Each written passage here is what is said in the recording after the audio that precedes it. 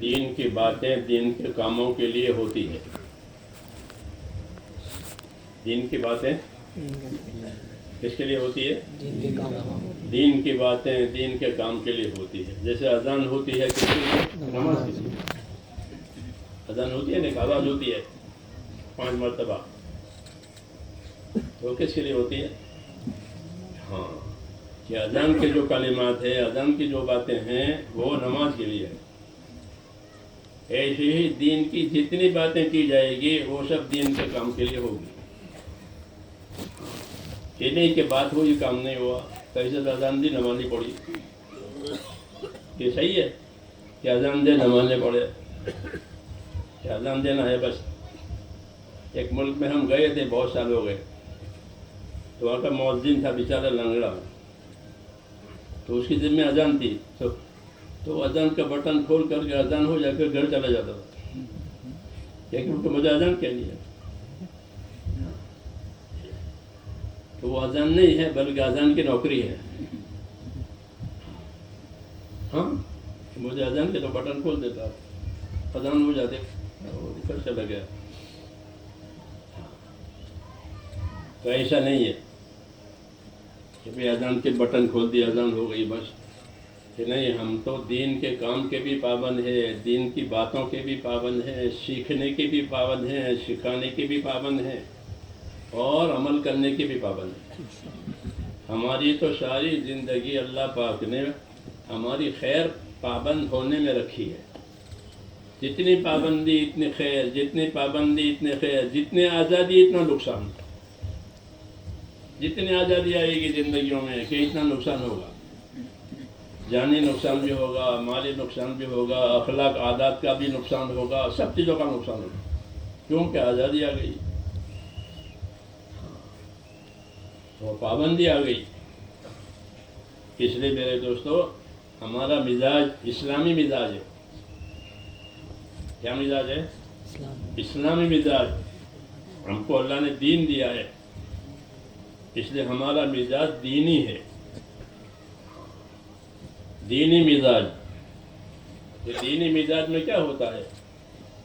کہ دینی مزاج میں بات سننا، بات ماننا، یہ دینی مزاج کہلاتا ہے. سمعنا واطعنا، سمعنا واطعنا. یہ سنا ہم نے، مانا ہم نے، سنا ہم نے، مانا ہم نے. یہ دینی مزاج کہلاتا ہے. تبلیغ و دعوت کے ذریعے سے یہ مزاج ہر مسلمان کا بنے کہ میں نے اللہ کی بات سنی، اللہ کی بات مانی، ابھی اللہ کا ہو گیا. یہ اللہ کا ہو گیا. جب یہ اللہ کا ہو گیا تو کیا ہوگا؟ کہ من کان للہ کان اللہ لہ. جو اللہ کا ہو گیا اللہ اس کا ہو جائے گا. ہاں، تو اب کیا چاہیے؟ اللہ ہی تیرا ہے، اللہ ہی تیرے ساتھ ہے، تو اور کیا چاہیے؟ تو ہمارا راستہ بہت شارٹ کٹ ہے کہ اللہ کی مان لو، اللہ کی سن لو، مان لو، بس پھر اللہ تمہارے ساتھ ہے. تو یہ میں اپنی طرف سے تھوڑی کہتا ہوں، یہ تو ہم کو اللہ نے، قرآن شریف نے، حدیث نے یہی باتیں سمجھائی ہے کہ تمہارے ساتھ تو اللہ ہے. کسی کے ساتھ حکومت ہے، کسی کے ساتھ زمین جائیداد ہے، کسی کے ساتھ فوج ہے، ہمارے ساتھ کون ہے؟ کہ ہمارے ساتھ اللہ ہے. لیکن ہمیں اس کا دھیان نہیں ہے. ورنہ اللہ یوں کہہ رہا ہے کہ انی معکم لئن اقمتم الصلاۃ وآتیتم الزکاۃ وآمنتم برسلی. اللہ کہتے ہیں میں تمہارے ساتھ ہوں اگر تم نمازوں کے قائم کرنے والے بن جاؤ، زکاتوں کے ادا کرنے والے بن جاؤ، رسول کی تابعداری کرنے والے بن جاؤ، تو میں تمہارے ساتھ. کتنا آسان ہے. یہ نہیں کہ میں مالداروں کے ساتھ ہوں، عہدیداروں کے ساتھ ہوں، زمینداروں کے ساتھ ہوں، ایسا نہیں کہا، بلکہ کیا کہا کہ میں تمہارے ساتھ. کس بات پر؟ لئن اقمتم الصلاۃ وآتیتم الزکاۃ وآمنتم برسلی، کہ اگر تم میرے نبیوں پر ایمان لاؤ گے اور نمازیں قائم کرو گے اور زکوٰۃ حساب کر کے پورا پورا ادا کرو گے، پھر میں تمہارے ساتھ ہوں. جب اللہ ساتھ ہو جائے گا تو کہ سارے حالات ٹھیک ہو جائیں گے. آج لوگ حالات سے پریشان ہیں. کوئی طبقہ کوئی شعبہ ایسا نہیں ہے جو حالات سے پریشان نہ ہو. جی ہاں، مالدار ہو، غریب ہو، عہدیدار ہو، کاروباری ہو، ہر شعبے والا اپنی اندر پریشانی محسوس کر رہا ہے اور اس کا علاج بھی نہیں ہے. علاج نہیں ہے کیونکہ علاج کوئی تلاش بھی نہیں کرتا ہے.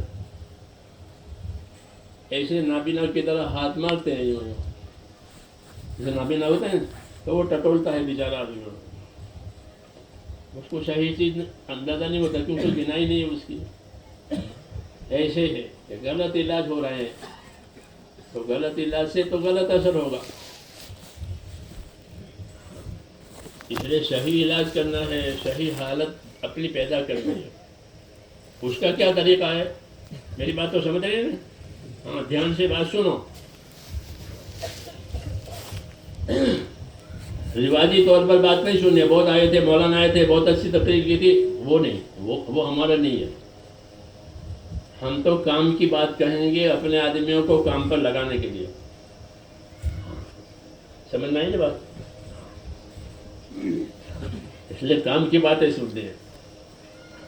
تو میں نے کہا لوگ حالات سے پریشان ہیں اور یہ قدرتی بات ہے کہ کوئی شعبے والا اپنے شعبے میں پریشانی سے خالی نہیں ہے اور ان کے پاس ان کی پریشانی کا علاج بھی نہیں ہے، اس لیے پریشان ہے. ہم کو اس کا علاج ملا ہے، اس کا علاج بتایا ہے رسول اللہ صلی اللہ علیہ وسلم نے. ساری پریشانیوں کا علاج. کیوں کہ سب چیز اللہ کے ہاتھ میں ہے. یہ پہلی بات ہے. سب چیز کس کے ہاتھ میں ہے؟ سب چیز اللہ کے ہاتھ میں. لوگوں کے دل بھی اللہ کے ہاتھ میں، سارے خزانے اللہ کے ہاتھ میں، ساری چابیاں اللہ کے ہاتھ میں. الا لہ الخلق والامر، کیوں کہا کہ یاد رکھو مخلوق بھی اللہ کی ہے اور فیصلہ بھی اللہ کا ہے. کسی کا کچھ نہیں ہے. ساری مخلوق اللہ کی ہے. کس نے بنائی ہے؟ اللہ نے بنائی ہے. اسی کی مخلوق ہے. وہ اکیلا خالق ہے، باقی سب مخلوق ہے. وہ اکیلا بنانے والا ہے، باقی سب بنے ہوئے ہیں. تو اکیلا وہ خالق، باقی سب مخلوق. ہاں، تو پھر جس طرح مخلوق اللہ کی ہے، فرمایا فیصلہ بھی اللہ کا ہے کہ اللہ کے مخلوق میں اللہ کا فیصلہ چلے گا، کسی کا فیصلہ نہیں چلے گا. اگر اللہ موت کا فیصلہ کرے کہ موت آئے گی، حیات کا فیصلہ کرے حیات رہے گی، بیماری کا فیصلہ کرے کہ بیماری آئے گی. جس حال کا فیصلہ اللہ کرے گا وہ ہوگا. اوپر سے فیصلے آتے ہیں، اوپر سے فیصلے آتے ہیں، فرشتوں کے حوالے ہوتے ہیں کہ یہ کرو یہ کرو یہ کرو. حدیثوں میں ہے. ہاں، تو اوپر سے فیصلے آتے ہیں، وہی چلتے ہیں. لوگوں کو یہ بات سمجھ میں نہیں آتی. لوگ سمجھتے ہیں یہاں سے ہوتا ہے، وہاں سے ہوتا ہے. وہاں سے ہوتا ہے. ایک ہی پیدا کرنے والا ہے، دوسرا پیدا کرنے والا نہیں ہے. ایک ہی بنانے والا ہے، دوسرا بنانے والا نہیں ہے. ایک ہی بگاڑنے والا ہے، دوسرا بگاڑنے والا نہیں ہے. پناہ بگاڑ یہ سب اللہ کی طرف سے ہے اور کسی کی طرف سے نہیں. نظر آتا ہے دوسرے کی طرف سے. جیسے تالاب میں سورج نظر آوے تو تالاب میں سورج ہے. تالاب میں چاند بھی نظر آوے تو تالاب میں ہے. تو کہاں ہے؟ کہ چاند سورج تو اوپر ہے. اور نظر کہاں آتا ہے؟ کہ تالاب میں. تو تالاب میں چاند سورج ہے نہیں، نظر آتا ہے. اس طرح دنیا کی شکلوں میں آدمی کو مختلف چیزیں نظر آتی ہے کہ حکومت ہوگی تو نہیں ہو جائے گا، مالداری ہوگی تو نہیں ہو جائے گا، زمینداری ہوگی تو نہیں ہو جائے گا. یہ سب ایسے ہی جیسے پانی میں نظر آئے. کیا ہوگا کہ جو اللہ چاہے گا وہ ہوگا. اس کو ایمان کہتے ہیں. کیا کہتے ہیں؟ کہ جو ہمارا اللہ چاہے گا وہ ہوگا. کہ باقی نظر آتا ہے وہ تو ایسا ہے جیسے پانی میں سورج نظر آئے، پانی میں چاند نظر آئے. تو وہ پانی میں تھوڑا ہی ہے، نظر آتا ہے. ایسے ہی میں شکلوں میں لوگوں کو مختلف چیزیں نظر آتی ہے. نوکری ہو جائے گا، دولت ہو جائے گا، ذمہ داری جو ہوگا، کہ کسی سے نہیں ہوگا تو پھر کس سے ہوگا؟ کہ اللہ سے ہوگا، اور کسی سے نہیں ہوگا۔ اللہ اول ہے، باقی سب بعد میں ہے۔ اللہم انت الاول فلیس قبلک شیء، اے اللہ تو اول ہے، تو ہی پہلا ہے، اللہ سے پہلا کوئی نہیں، پھر بعد میں اللہ نے سب کو بنایا ہے۔ اللہم انت الاول فلیس قبلک شیء، اے اللہ تو پہلا ہے، تو اس سے پہلے کوئی نہیں۔ تو اللہ کی ذات اول ہے، جو بھی چیز چلے گی وہ اللہ سے چلے گی، نفع ہو، نقصان ہو، عزت ہو، ذلت ہو، محبت ہو، دشمنی ہو، یہ سب اللہ کی طرف سے ہو۔ یہ پکی بات ہے کہ وہی پیدا کرنے والا ہے، اور کوئی پیدا کرنے والا نہیں ہے۔ باقی تو نظر آتا ہے، جی ہاں نظر آتا ہے، جیسے ہے، جیسے پانی میں نظر آتا ہے، تو نظر آنا الگ چیز ہے، ہونا الگ چیز ہے۔ کہ ہوتا کہاں سے ہے؟ کہ اللہ سے۔ نظر آتا ہے تو مختلف شکلوں میں نظر آئے گا، حکومت کی شکلوں میں نظر آئے گا، تجارت کی شکلوں میں نظر آئے گا، کاروباری شکلوں میں نظر آئے گا، مگر ہوتا ہے وہاں سے۔ یہ ہمارا پہلا نمبر ہے، لا الہ الا اللہ، ایک اللہ ہے، وہی کرنے دھرنے والا ہے، وہی نفع نقصان کا مالک ہے، وہی عزت ذلت کا مالک ہے، وہی حالات کا بنانے والا ہے، وہی حالات کا بگاڑنے والا ہے، وہی دعا قبول کرنے والا ہے۔ ہاں یہ سب اللہ سے ہے اور کسی سے نہیں ہے، یہ پہلی بات ہے۔ اسی کو ہم بھول گئے، اسی کی یاد دلانے کہ جس کے ہاتھ میں سب کچھ ہے اس سے کراؤ، جس کے ہاتھ میں کچھ نہیں اس سے کیا کرو گے؟ وہ تمہاری طرح سے ہے۔ اس لیے ہم کو رسول صلی اللہ علیہ وسلم نے ایک تعلیم دی، ایک رہبری کی۔ کیا رہبری کی؟ یہ رہبری فرمائی کہ من اصلح ما بینہ و بین اللہ اصلح اللہ ما بینہ و بین خلقہ، کہ جو لوگ اپنا اور خدا کا معاملہ ٹھیک کر لیں گے تو اللہ ان کا اور مخلوق والا معاملہ ٹھیک کر دے گا۔ کتنی آسان بات کہ جو لوگ اپنا اور خدا کا معاملہ ٹھیک کر دیا کہ اللہ ہم سے ناراض نہ ہو، بس اللہ ہم سے راضی رہے، ایسے بن گئے تو اللہ کے سب کو راضی کر دے گا۔ ہاں ایک ہی راستہ ہے، ایک ہی راستہ ہے، کیوں کہ ایک ہی اللہ ہے، وہی کرنے دھرنے والا ہے، اور کوئی کرنے دھرنے والا نہیں ہے۔ ہاں جس طرح حیات اور موت کا مالک اللہ ہے، اس طرح حیات اور موت کے بیچ میں جتنے مسائل ہیں ان سب کا مالک بھی اللہ ہی ہے، کوئی دوسرا نہیں ہے۔ حیات موت کا مالک کون ہے؟ کہ اللہ۔ اللہ دیں گے تو حیات، بچہ مردہ پیدا ہوتا ہے کیونکہ اللہ نے حیات نہیں دی، اور حیات دے تو بچہ زندہ پیدا ہوتا ہے، پھر جب تک اللہ زندہ رکھے وہ زندہ رہتا ہے۔ تو حیات اور موت جس طرح اللہ کے ہاتھ میں ہے، یہ تو بارڈر ہے، ایسے حیات اور موت کے بیچ کے جتنے مسائل ہیں، جتنے کام ہیں، وہ بھی اللہ کے ہاتھ میں ہے اور کسی کے ہاتھ میں نہیں ہے۔ سمجھنے کی بات ہے، سمجھنے کی بات ہے کہ حیات اور موت کس سے قبضے میں؟ کہ اللہ قبضے میں۔ تو حیات اور موت کے بیچ میں جتنے مسائل ہیں، غریب ہونا، مالدار ہونا، بیمار ہونا، تندرستی ہونا، محبت ہونا، دشمنی ہونا، یہ جو حالات ہیں یہ کس کے پاس ہے؟ وہ بھی اللہ کے پاس سے ہے، جس طرح حیات اور موت اللہ کے پاس ہے۔ یہ دعوت ہے کہ سارے مسائل کا تعلق صرف اللہ سے ہے اور کسی سے نہیں ہے۔ وہ نظر آتا ہے تو وہ ایسا جیسے پانی میں نظر آتا ہے، نظر آتا ہے نہیں۔ یہ تعلیم ہے ہم کو کہ سب چیزوں سے، سب چیز کہ اس کا تعلق اللہ سے سمجھو۔ ہاں تو پھر کیا کرو کہ جو کرانا ہو اللہ سے کراؤ، جو مانگنا ہو اللہ سے مانگو، وہی دینے والا ہے اور کوئی دینے والا نہیں ہے۔ اگر اللہ نہ دے تو کوئی نہیں دے گا، اور اللہ دے تو کوئی نہیں روکے گا، کوئی نہیں روک سکتا۔ حضور صلی اللہ علیہ وسلم نماز کے بعد یہ کلمات پڑھتے تھے، اللہم لا مانع لما اعطیت ولا معطی لما منعت۔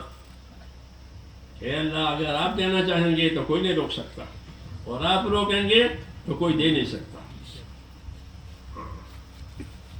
مسئلہ کہ مسئلہ اللہ تعالیٰ کے ہاتھ میں، یہ ہمارا پہلا سبق ہے کہ ہمارے سارے مسائل کا تعلق صرف اور صرف اللہ سے اور کسی سے نہیں ہے۔ اور اللہ سب چیزوں کو جانتے ہیں، اس کو سب چیزوں پر قدرت ہے، سب چیز دل میں کیا آ رہا ہے وہ بھی اللہ جانتے ہیں، آدمی کل کیا کرے گا، 1 منٹ کے بعد کیا کرے گا وہ بھی اللہ جانتے ہیں۔ تو اللہ کا علم ہے، اللہ کی قدرت ہے، یہ بہت وسیع ہے، سب چیزوں پر اللہ کو قدرت ہے، سب چیزوں کو اللہ جانتے ہیں، نفع اور نقصان، عزت اور ذلت، جتنے حالات ہیں وہ سب اللہ تعالیٰ کے قبضے میں۔ یہ ایمان کمانا یہ ہے، جب سب چیزیں اللہ کے قبضے میں ہیں تو پھر کیا کرنا چاہیے کہ اللہ سے فائدہ اٹھانے کے لیے اللہ کو راضی کرنا چاہیے۔ اللہ راضی ہوگا کہ پھر ہر جگہ سے فائدہ پہنچائیں گے، اللہ ناراض ہے کہ ہر جگہ سے نقصان آئے گا،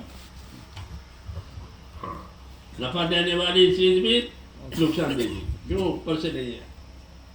اس لیے حضور صلی اللہ علیہ وسلم نے یہ قاعدے کی بات فرمائی کہ من اصلح ما بینہ و بین اللہ اصلح اللہ ما بینہ و بین خلقہ، کہ جو لوگ اپنا اور خدا کا معاملہ ٹھیک کر لیں گے تو اللہ پھر دنیا والوں کے ساتھ ان کا سارا معاملہ خدا ٹھیک کر دے گا۔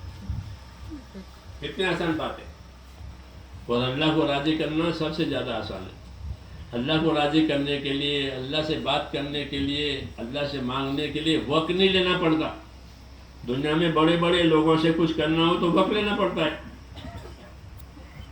بھئی بڑا ڈاکٹر ہے کون سے وقت لو، بڑا وکیل ہے کون سے وقت لو، ہاں تب تمہارا کام بنے گا۔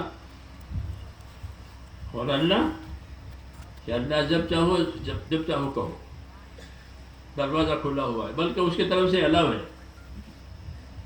اللہ کی طرف سے خود دعوت ہے کہ ہے کوئی مانگنے والا، ہے کوئی ضرورت والا، ہاں ہے کوئی اور روزی مانگنے والا، اس کی طرف سے ہے۔ حدیثوں میں ہے کہ جب رات کا آخری حصہ ہوتا ہے، آدھی رات، تو پھر اعلان ہوتا ہے کہ ہے کوئی ضرورت والا کہ میں اس کی ضرورت پوری کروں، ہے کوئی روزی والا کہ میں اس کی روزی دوں، ہے کوئی حاجت والا کہ میں اس کی حاجت پوری کروں۔ جب رات آدھی ہو جاتی ہے تو یہ اعلان ہوتا ہے، لیکن اس وقت سب لوگ سوتے ہیں۔ جب دینے کا نمبر آتا ہے اللہ کی طرف سے تو سوتے ہیں۔ کوئی اللہ کے نیک بندے ہوتے ہیں، وہ جا کر کے مانگتے ہیں کہ ہاں ہماری حاجت ہے، اور ان کو وہ حاجت ملتی ہے۔ جیسے حضور صلی اللہ علیہ وسلم فرماتے تھے کہ راتوں کو اٹھ کر اللہ کی عبادت کیا کرو، راتوں میں اٹھ کر اللہ کی عبادت کرو، علیکم بقیام اللیل، کہ رات کا قیام اور رات کا اٹھنا ضروری سمجھو، ضروری کیا نہیں ہے ہمارے اوپر، لیکن ہماری ضرورت ہے۔ کس کی ضرورت ہے؟ ہماری۔ اس نے کہا کہ رات کے اٹھنے کو ضروری سمجھو، ضروری کیا نہیں ہے، کیوں کہ اس وقت میں دیا جاتا ہے، ہاں مرادیں پوری کی جاتی ہے اس وقت میں، دعائیں قبول ہوتی ہے، مشکلیں آسان کی جاتی ہے اس وقت۔ اس نے کہا کہ رات کے اٹھنے کے عادی بنو۔ سمجھ میں آئی نا بات؟ اللہ سے لینے کے یہ راستے ہیں کہ رات کے اٹھنے کے عادی بنو۔ حضرت عمر رضی اللہ تعالیٰ عنہ تو عام طور سے یہ بات کہتے تھے مسلمانوں سے کہ اپنے آپ کو خیر کے کاموں کے عادی بناؤ، ہاں کس کے عادی بناؤ؟ خیر کے کاموں کے عادی بناؤ۔ خصوصاً جو لوگ اللہ کے راستے میں جاتے تھے تو ان کو دیکھ کر کے اللہ کے راستے میں جا رہے ہو، اپنے آپ کو خیر کے کاموں کا عادی بنانا۔ یہ عادت ہونے سے کام آسان ہو جاتا ہے، کسی چیز کی عادت ہو گئی تو کام آسان ہو گیا، اور عادت نہیں ہوتی تو مشکل پڑتا ہے۔ نماز کی عادت ہو گئی، نماز آسان ہے، اور نماز کی عادت نہیں تو ہمارے ایک دوست مکے میں ابھی ہیں، مکے مجھے کہنا کہ میرا لڑکا ہے 18 برس کا، نماز نہیں پڑھتا، مکے میں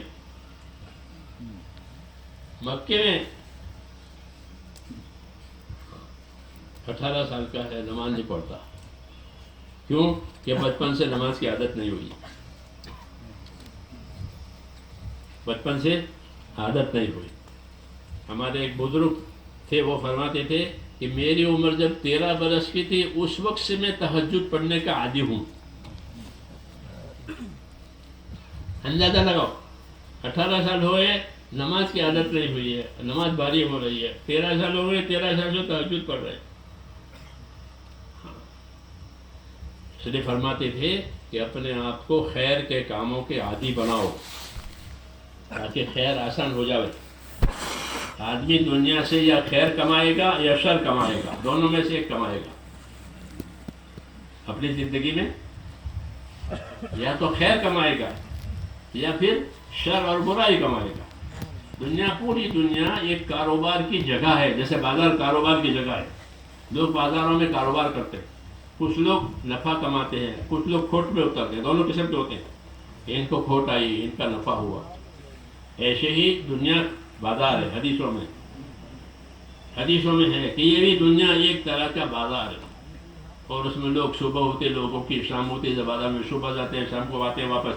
ایسے یہاں بھی لوگوں کی صبح ہوتی ہے شام ہوتی ہے، صبح ہوتی ہے شام ہوتی ہے، اس میں ان کی زندگی گزرتی ہے، اور زندگی گزرتی نہیں ہے بلکہ زندگی ان کی لگتی ہے۔ اب یا تو خیر میں لگے گی یا شر میں لگے گی، زندگی کہیں نہ کہیں لگے گی کہ یا خیر میں لگے گی یا شر میں لگے گی۔ جیسے بازار میں یا کھوٹ آئے گی کاروبار میں یا نفع آئے گا، تیسری بات نہیں ہوتی وہاں، ہوتی ہے بعضوں کا نفع ہو گیا، بعضوں کا نقصان ہو گیا، کھوٹ آ گئی۔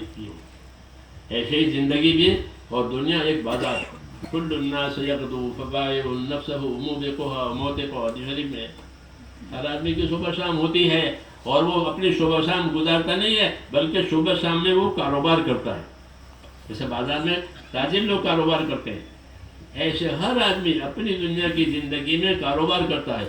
اس کاروبار میں یا تو وہ نقصان میں اترے گا یا اس کاروبار میں وہ نفع میں اترے گا۔ ہاں، دونوں لائنیں ہیں، جیسے بازار میں دونوں لائن ہوتے ہیں، کچھ لوگ کھوٹ میں اتر گئے پاگل ہو گئے، ہاں کچھ لوگ نفع میں آ گئے مالدار ہو گئے۔ یہاں ایسے یہاں بھی ہے کہ اپنی اپنی صلاحیتوں کو، اپنی اپنی طاقتوں کو انسان لگاتا ہے، تو اب یہ دیکھنا ہے کہ کس پر لگا رہا ہے۔ تو دو راستے ہیں اپنی اپنی زندگیوں کے لگانے کے، ایک راستہ ہے اپنی منچاہی پر لگانا، اور ایک راستہ ہے اللہ نے جو راستہ بتایا ہے اس پر لگانا۔ یہ دو راستے ہیں، تیسرا راستہ نہیں ہے، تیسرا راستہ نہیں ہے۔ یا تو آدمی کی زندگی اس کی منچاہی پر لگے گی، یا اگر وہ سمجھدار ہوا تو اللہ کے بتائے ہوئے راستے پر، اس کے طریقے پر لگے گی، اور وہی سمجھدار ہے کہ جو اللہ کے بتلائے ہوئے طریقے پر اور اس کے راستے پر اپنی صلاحیت کو، اپنی طاقت کو لگاوے۔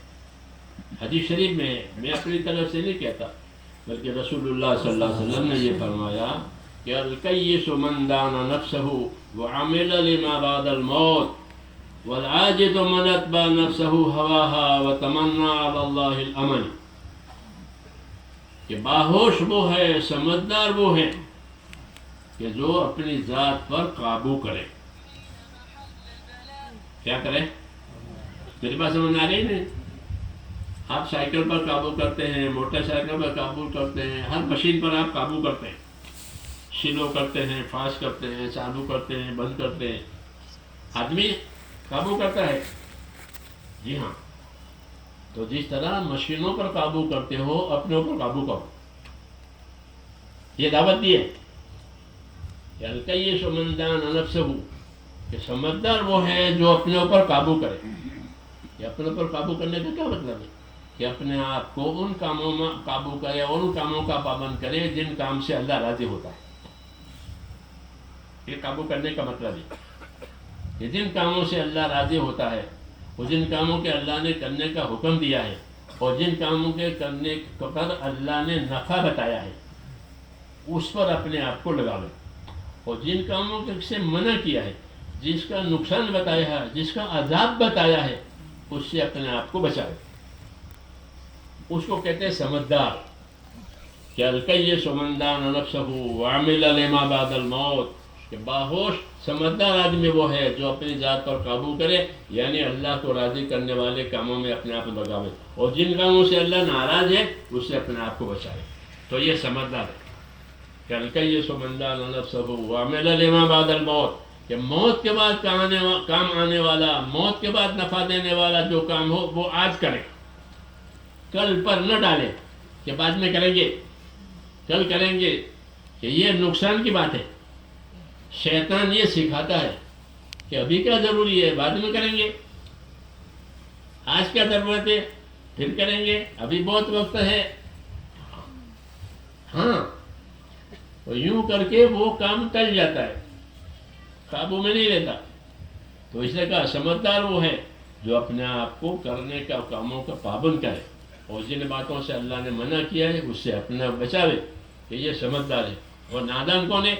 کہ نادان وہ ہے کہ جو اپنے آپ کو من چاہی پر چلاوے، جو جی میں آوے وہ کرے، جو جی میں آوے وہ کرے، اور اللہ پر امید بھی رکھے گا اللہ بیڑا پار کرے گا، کہ یہ بات غلط ہے۔ آدمی جو کرے گا وہی نتیجہ دیکھے گا، جو بوئے گا وہی کاٹے گا۔ چاول بوئے ہیں تو چاول کاٹے گا، گندم بونا ہے تو گندم کاٹے گا۔ یہ نہیں کہ گندم ہے چاول کاٹے، ایسا نہیں ہوتا۔ جو بویائی ہے وہی کٹائی ہے۔ ہاں، ایسے ہی کہ جو آدمی نے جو کام کیا ہے اس کا نتیجہ اس کے سامنے آ جائے گا۔ یہ دعوت ہے اللہ کی، اس لیے کہا اپنے آپ کو قابو میں رکھو، ہاں، تاکہ صلاحیت برباد نہ ہو جائے۔ ہر آدمی میں بہت اس امت میں بہت صلاحیت ہے، اس امت میں بہت صلاحیت ہے۔ ہاں، حدیثوں میں ہے، میں نہیں کہتا آپ لوگوں کو اچھا لگانے کے لیے، یہ بات نہیں ہے، حدیثوں میں ہے کہ لوگوں میں بہت صلاحیتیں ہیں، بہت سمجھ ہے۔ الناس معادن کمعادن الذهب والفضة، کہ لوگ ایسے قیمتی ہیں جیسے سونے اور چاندی کی کانیں ہوتی ہیں۔ کسی زمین میں سونا نکلے تو وہ زمین وہ علاقہ کتنا قیمتی ہو جائے گا، ان کی کرنسی بھاری ہو جائے گی۔ ہاں، کہ سونا نکلتا ہے تو جیسے زمین سونا اگلتی ہے، چاندی اگلتی ہے، تانبا اگلتی ہے، تو وہ علاقے وزندار ہو جاتے۔ تو ایسی صلاحیتیں انسانوں میں ہے، بڑے بڑے کام اور اونچے اونچے کام کر سکتے۔ ہاں، یہ الگ بات ہے کہ وہ اپنی سستی میں، اپنی نادانی میں اپنی صلاحیت کو برباد کرے، جیسے آج ہو رہا ہے کہ آج غفلت کا سامان لے کر کے اپنی صلاحیتوں کو، اپنے وقت کو، اپنی سمجھ کو برباد کیا جا رہا ہے۔ بالکل، بالخصوص یہ موبائلوں کا جو دور ہے وہ نہایت خطرناک دور ہے، صلاحیتوں کو برباد کرنے کے لیے، صلاحیتوں کو آگ لگانے کے لیے۔ کہ آدمی تقوی والا، پرہیزگار، متقی پرہیزگار ہو سکتا ہے، اللہ کا ولی ہو سکتا ہے، اس کی دعا ہر وقت قبول ہو سکتے، ایسے بن سکتے ایک ایک آدمی، سب میں یہ صلاحیت ہے۔ اس نے کہا کہ لوگ ایسے قیمتی ہیں جیسے سونے اور چاندی کی کانیں ہوتی ہیں، لیکن سونا مٹی میں دبا ہوا ہوتا ہے، اس کو مٹی میں سے نکالنا پڑتا ہے۔ ایسے لوگوں میں صلاحیت بھی بہت ہے، سمجھ بھی بہت ہے، عقل بھی بہت ہے، لیکن اپنی خواہشوں کی نیزیں دبی ہوئی ہے، منچاہی کے نیزیں دبی ہوئی ہے۔ اس میں دبی ہوئی ہے، منچاہی میں دبی ہوئی ہے، اس لیے وہ کام نہیں کرتا۔ اس لیے اپنے آپ کو منچاہی میں سے نکالنا، ہماری تبلیغ میں جو نکلنے کا حکم ہے نا، وہ منچاہی میں سے نکلنا ہے، گھروں میں سے نکلنا نہیں فقط، یا گھروں میں سے نکل گئے، یہ گھروں میں سے نکلنا تو یہ ایک ظاہری صورت ہے، اصل تو اس محنت کے ذریعے سے منچاہی میں سے نکلنا ہے۔ جسے بیمار کو کہ آپ یہ نہیں کھاؤ گے، یہ نہیں کھاؤ گے، یہ نہیں، تو بس اب وہ یہ نہیں کھائے گا، فلاں چیز نہ کھائیں، فلاں چیز نہ کھائیں، فلاں چیز نہ پئیں، تو اس نے اپنی منچاہی کا دروازہ بند کر دیا، تو اس کے تندرست ہونے کی امید ہے، یہ بات۔ اور اگر اس نے منچاہی کا دروازہ کھول دیا کہ حکیم منع کرے، ڈاکٹر منع کرے، لیکن مجھے کھانا ہے، مجھے تو وہ چیز پینی ہے، مجھے تو وہ چیز لینی ہے، تو یہ اچھا نہیں ہوگا، یہ اس کی روز روز کی بیماریاں بڑھتی چلی جائیں گی۔ ہاں، اس لیے میرے دوستو، اپنے آپ کو منچاہیوں میں سے نکلنا، یہ اصل نکلنا ہے، یہ اصل نکلنا ہے۔ اسی سے آدمی پرہیزگار بنے گا، اسی آدمی تقوی والا بنے گا۔ ہاں، ابھی تبلیغ میں نکل کر کیا ملا؟ تبلیغ میں نکل کر کیا ملا؟ اور تبلیغ میں نکل کر کیا ملتا ہے؟ تو میرے بھائیوں تبلیغ میں نکل کر کوئی ذمہ دار نہیں بن جائے گا، یہ فلانا ذمہ دار فلانا ذمہ دار، اس کے لیے نہیں ہے یہ کہ تبلیغ میں نکل کر کے آدمی اللہ سے ڈرنے والا بنے گا۔ ہاں کیا بنے گا؟ اللہ سے ڈرنے والا، اللہ کی نافرمانی سے بچنے والا، یہ بنے گا تبلیغ۔ اور یہ بات میں اپنی طرف سے نہیں کہتا، رسول صلی اللہ علیہ وسلم اپنے بارے میں فرماتے تھے کہ انی لاخشاکم للہ واتقاکم للہ، کہ میں تم میں سب سے زیادہ اللہ سے ڈرنے والا ہوں۔ یہ کون کہہ رہا ہے؟ کون کہہ رہے؟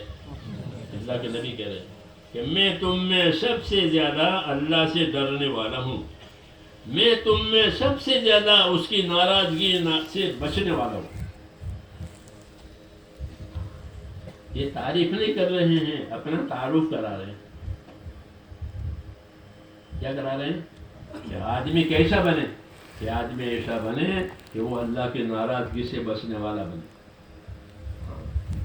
اللہ کی ناراضگی سے بچنے والا بنے، کہ جس بات سے اللہ تعالیٰ ناراض ہوتا ہو وہ نہ کرے، اور جس بات کا حکم دیا ہے اس کا سب سے زیادہ پابند بنے۔ یہ دعوت ہے نبی صلی اللہ علیہ وسلم کی، اپنا تعارف کرا کر کے ہم کو دعوت دی کہ تبلیغ میں اور دین کی محنت میں نکل کر ہمارا یہ ایک مزاج ہونا چاہیے کہ سب زیادہ اللہ سے ڈرنے والا، کوئی ڈرے نہ ڈرے میں اللہ سے ڈروں گا، کوئی کرے نہ کرے مجھے تو کرنا ہے، یہ بنانا ہے۔ انی لاخشاکم واتقاکم، میں تم میں سب زیادہ اللہ سے ڈرنے والا، تم میں سب زیادہ اس کی ناراضگی سے بچنے والا۔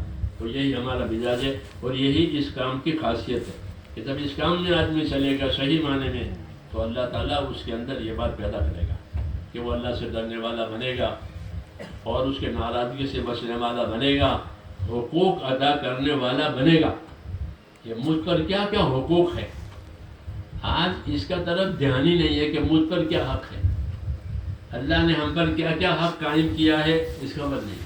ہر ایک کو اپنی حاجت راحت کی فکر ہے کہ میری حاجت پوری ہو جائے مجھے راحت مل جائے، میری حاجت پوری ہو جائے مجھے راحت مل جائے، یہی ہے ہر ایک کا سبق۔ اور اصل کیا ہے کہ اصل زندگی یہ ہے کہ اللہ نے مجھ پر جو جو حقوق قائم کیے ہیں وہ حق ادا ہو جائے۔ تبلیغ اسی کی ہے، تبلیغ چلوں کی نہیں ہے، تبلیغ 4 مہینوں کی نہیں ہے، تبلیغ سالوں کی نہیں ہے، تبلیغ تو حقوق ادا کرنے کے لیے ہے۔ سب سے پہلا حق اللہ کا ہے، سب سے پہلا حق کس کا ہے؟ کیونکہ اللہ اول ہے، اللہ سے پہلے کوئی نہیں۔ اللہم انت الاول فلیس قبلک شیء، کہ اللہ تو اول ہے اور تو سے پہلے کوئی نہیں۔ تو اللہ کا کیا حق ہے؟ اللہ کا کیا حق ہے؟ تو رسول صلی اللہ علیہ وسلم نے ایک صحابی حضرت معاذ سے پوچھا کہ معاذ آپ کو معلوم ہے اللہ کا کیا حق ہے؟ کہ نہ مجھے نہیں معلوم ہے، آپ بتائیں گے۔ صحابہ سیکھتے تھے، پوچھتے تھے۔ فرمایا اللہ کا حق یہ ہے کہ اسی کی عبادت کی جائے گی، اس کے ساتھ کسی کو شریک نہیں کیا جائے گا۔ تو یہ تعلیم دی کہ اللہ کا حق یہ ہے کہ اس کی عبادت کی جائے، یہ اللہ کا حق ہے۔ یہ بات یاد رکھو کہ اللہ تعالیٰ نے دنیا کو حقوق ادا کرنے کی جگہ بنایا ہے، ہاں، خواہش پورا کرنے کی جگہ نہیں بنایا۔ یہ تو ہم اپنی جہالت سے اپنی خواہشوں میں لگ گئے ہیں، ورنہ تو یہ حقوق ادا کرنے کا زمانہ ہے۔ دنیا، یہ دنیا میں حقوق ادا کیے جائیں گے، آخرت میں بدلہ پائیں گے۔ جو حق ادا کر کے نہیں جائے گا اس کے لیے کوئی بدلہ نہیں ہے، اور جو حق ادا کر جائے گا اس کے لیے بہت کچھ ہے۔ لَهُمْ مَا يَشَاءُونَ فِيهَا، کہ اللہ ان کو وہ دیں گے جو وہ چاہیں گے۔ تو اپنی زندگی کے بارے میں میرے دوستو یہ سمجھنا چاہیے کہ ہماری زندگی حقوق ادا کرنے کے لیے بنی ہے، اور اس میں سب سے پہلا حق کس کا ہے؟ کہ اللہ اول ہے، یہ سب سے پہلا حق اس کا ہے۔ یہ تبلیغ ہے، تبلیغ کا یہی مقصد ہے کہ اللہ کا کیا حق ہے، اللہ کے رسول کا کیا حق ہے، اللہ کی کتاب کا کیا حق ہے، ایک دوسرے کے کیا حق ہیں وہ دیکھنے ہیں۔ کہ دنیا کو حقوق ادا کرنے کی جگہ بتایا ہے اور آخرت کو بدلہ پانے کی جگہ بتایا ہے۔ جو دین نہیں سیکھے گا اس کو حقوق کی خبر ہی نہیں ہوگی۔ جیسے آج ہے کہ دین سیکھنے کا ماحول نہیں ہے، دنیا سیکھیں گے، ڈگریاں لیں گے، سب کچھ لیں گے، ہم منع نہیں کرتے، کرے، لیکن زندگی کا مقصد سمجھنے کے لیے تو میرے دوستوں دین سیکھنا پڑے گا کہ میری زندگی اللہ نے مجھے کیوں دی ہے، کیونکہ اللہ کو زندگی کا جواب دینا پڑے گا۔ اللہ پوچھے گا کہ میں نے تم کو زندگی دی تو اس میں کیا کیا؟ سوال ہوگا نا، حدیثوں میں ہے کہ 5 سوال ہوں گے، اس کا جواب پہلے دینا پڑے گا کہ بھائی زندگی کہاں لگائی، جوانی کہاں لگائی، مال کہاں سے آیا، کہاں خرچ ہوا۔ کتنے سوال ہوئے؟ کتنے ہوئے؟ بولو، 4۔ اور جو باتیں کان پر دین کی پڑی تھی اس پر کتنا عمل ہوا؟ یہ 5واں، یہ 5 سوال ہے۔ اللہ نے سوال ڈکلیئر کر دیے ہیں، ورنہ تو امتحانات میں سوال ڈکلیئر نہیں کرتے؟ ہاں، ڈکلیئر کر دیے تاکہ ہر ایک اس کی تیاری کرے، کیوں کہ یہ حقوق ادا کرنے کی جگہ ہے، اور آخرت بدلہ پانے کی جگہ ہے۔ آخرت کو اللہ نے 2 صفتوں کے ساتھ بنایا ہے۔ آخرت اصل ہے، آخرت وہ اصل ہے، اور 2 صفتوں کے ساتھ بتایا ہے اس کو۔ ایک صفت آخرت کی یہ ہے کہ آخرت کو بقا ہے، فنا نہیں ہے۔ آخرت کو بقا ہے، آخرت باقی رہے گی، فنا نہیں ہوگی۔ دنیا فنا ہو جائے گی اور آخرت باقی رہے گی۔ دوسری صفت آخرت کی یہ ہے کہ آخرت بطور بدلہ کی ملے گی، مفت میں نہیں ملے گی۔ جیسے بازار میں کوئی چیز مفت دیتا کوئی؟ کیوں بھائی کہ مفت دے دو کہ نا، پیسے دے کے لے جاؤ، بازار کا دستور ہے کہ پیسے دو مال لے جاؤ، مال دو مال لے جاؤ، مفت میں نہیں۔ ایسے آخرت کہ آخرت مفت میں نہیں ملے گی، آخرت بطور بدلہ کی ملے گی۔ ہاں، کوئی چیز دے، کوئی چیز دے، اس کو بدلہ کہتے ہیں۔ تو اللہ نے دنیا کی زندگی کو میرے دوستو آخرت بنانے کے لیے بنائی ہے کہ اپنی دنیا سے آخرت کماؤ۔ یہ دعوت ہے اللہ کی کہ میں نے تم کو جو طاقتیں دی ہیں، میں نے تم کو جو صلاحیتیں دی ہیں، اس سے اپنی آخرت بناؤ۔ وابتغی فیما آتاک اللہ الدار الآخرہ۔ قارون کو اللہ نے مال دیا تھا، اس کا قصہ مشہور ہے امت میں۔ اس کو اللہ نے مال دیا تھا اور بہت مال دیا، اور مال لے کر کیا کہا تھا کہ اپنی دولت سے اپنی آخرت بنا لے۔ یہی مسئلہ ہمارے لیے بھی ہے۔ وہی بات جو اس کو کہی تھی وہی بات اللہ نے قرآن میں اتاری کہ جس کو جو دنیا ملی ہے وہ اپنی دنیا سے آخرت بناوے، کہ دنیا کو آخرت بنانے کے لیے بنائی ہے۔ جیسے زمین کو کھیتی کے لیے اور باغ کے لیے بنایا ہے کہ اپنی زمین میں باغ بناؤ، اپنی زمین میں کھیتی بناؤ تاکہ تمہارا گزارا ہو جاوے کھیتوں سے اور باغوں سے۔ ایسے ہی اپنی دنیا سے آخرت بناؤ۔ دنیا کو آخرت بنانے کے لیے بھی ہے، حدیثوں میں اسی طرح ہم کو سمجھایا گیا، اور یہ ہمارا نام پیغام ہے حضور صلی اللہ علیہ وسلم کا۔ حضور صلی اللہ علیہ وسلم کا ہمارے نام یہ پیغام ہے کہ ان الدنیا خلقت لکم وانکم خلقتم للآخرہ۔ ان الدنیا خلقت لکم، کہ یہ بات یاد رکھو کہ ساری دنیا کو اللہ نے تمہارے لیے پیدا کیا۔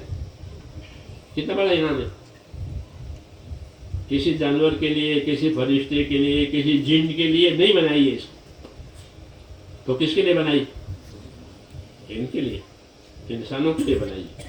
یہاں کا سونا ہو، یہاں کی چاندی ہو، جی ہاں، یہاں کی ہر چیز کہ وہ آپ کے لیے بنائی ہے، آپ ہی اس کا فائدہ اٹھائیں گے۔ ہاں، کوئی چیز ایسی نہیں ہے جو تمہارے لیے نہ بنی ہو۔ ایک بات اور سناؤں، میرا ایک دوست ہے، انتقال ہو گیا، بہت محبت کرتا ہوں، تو مجھے کہے کہ مجھے تجھ سے بہت محبت، تو زہر دے تو زہر بھی لے لو۔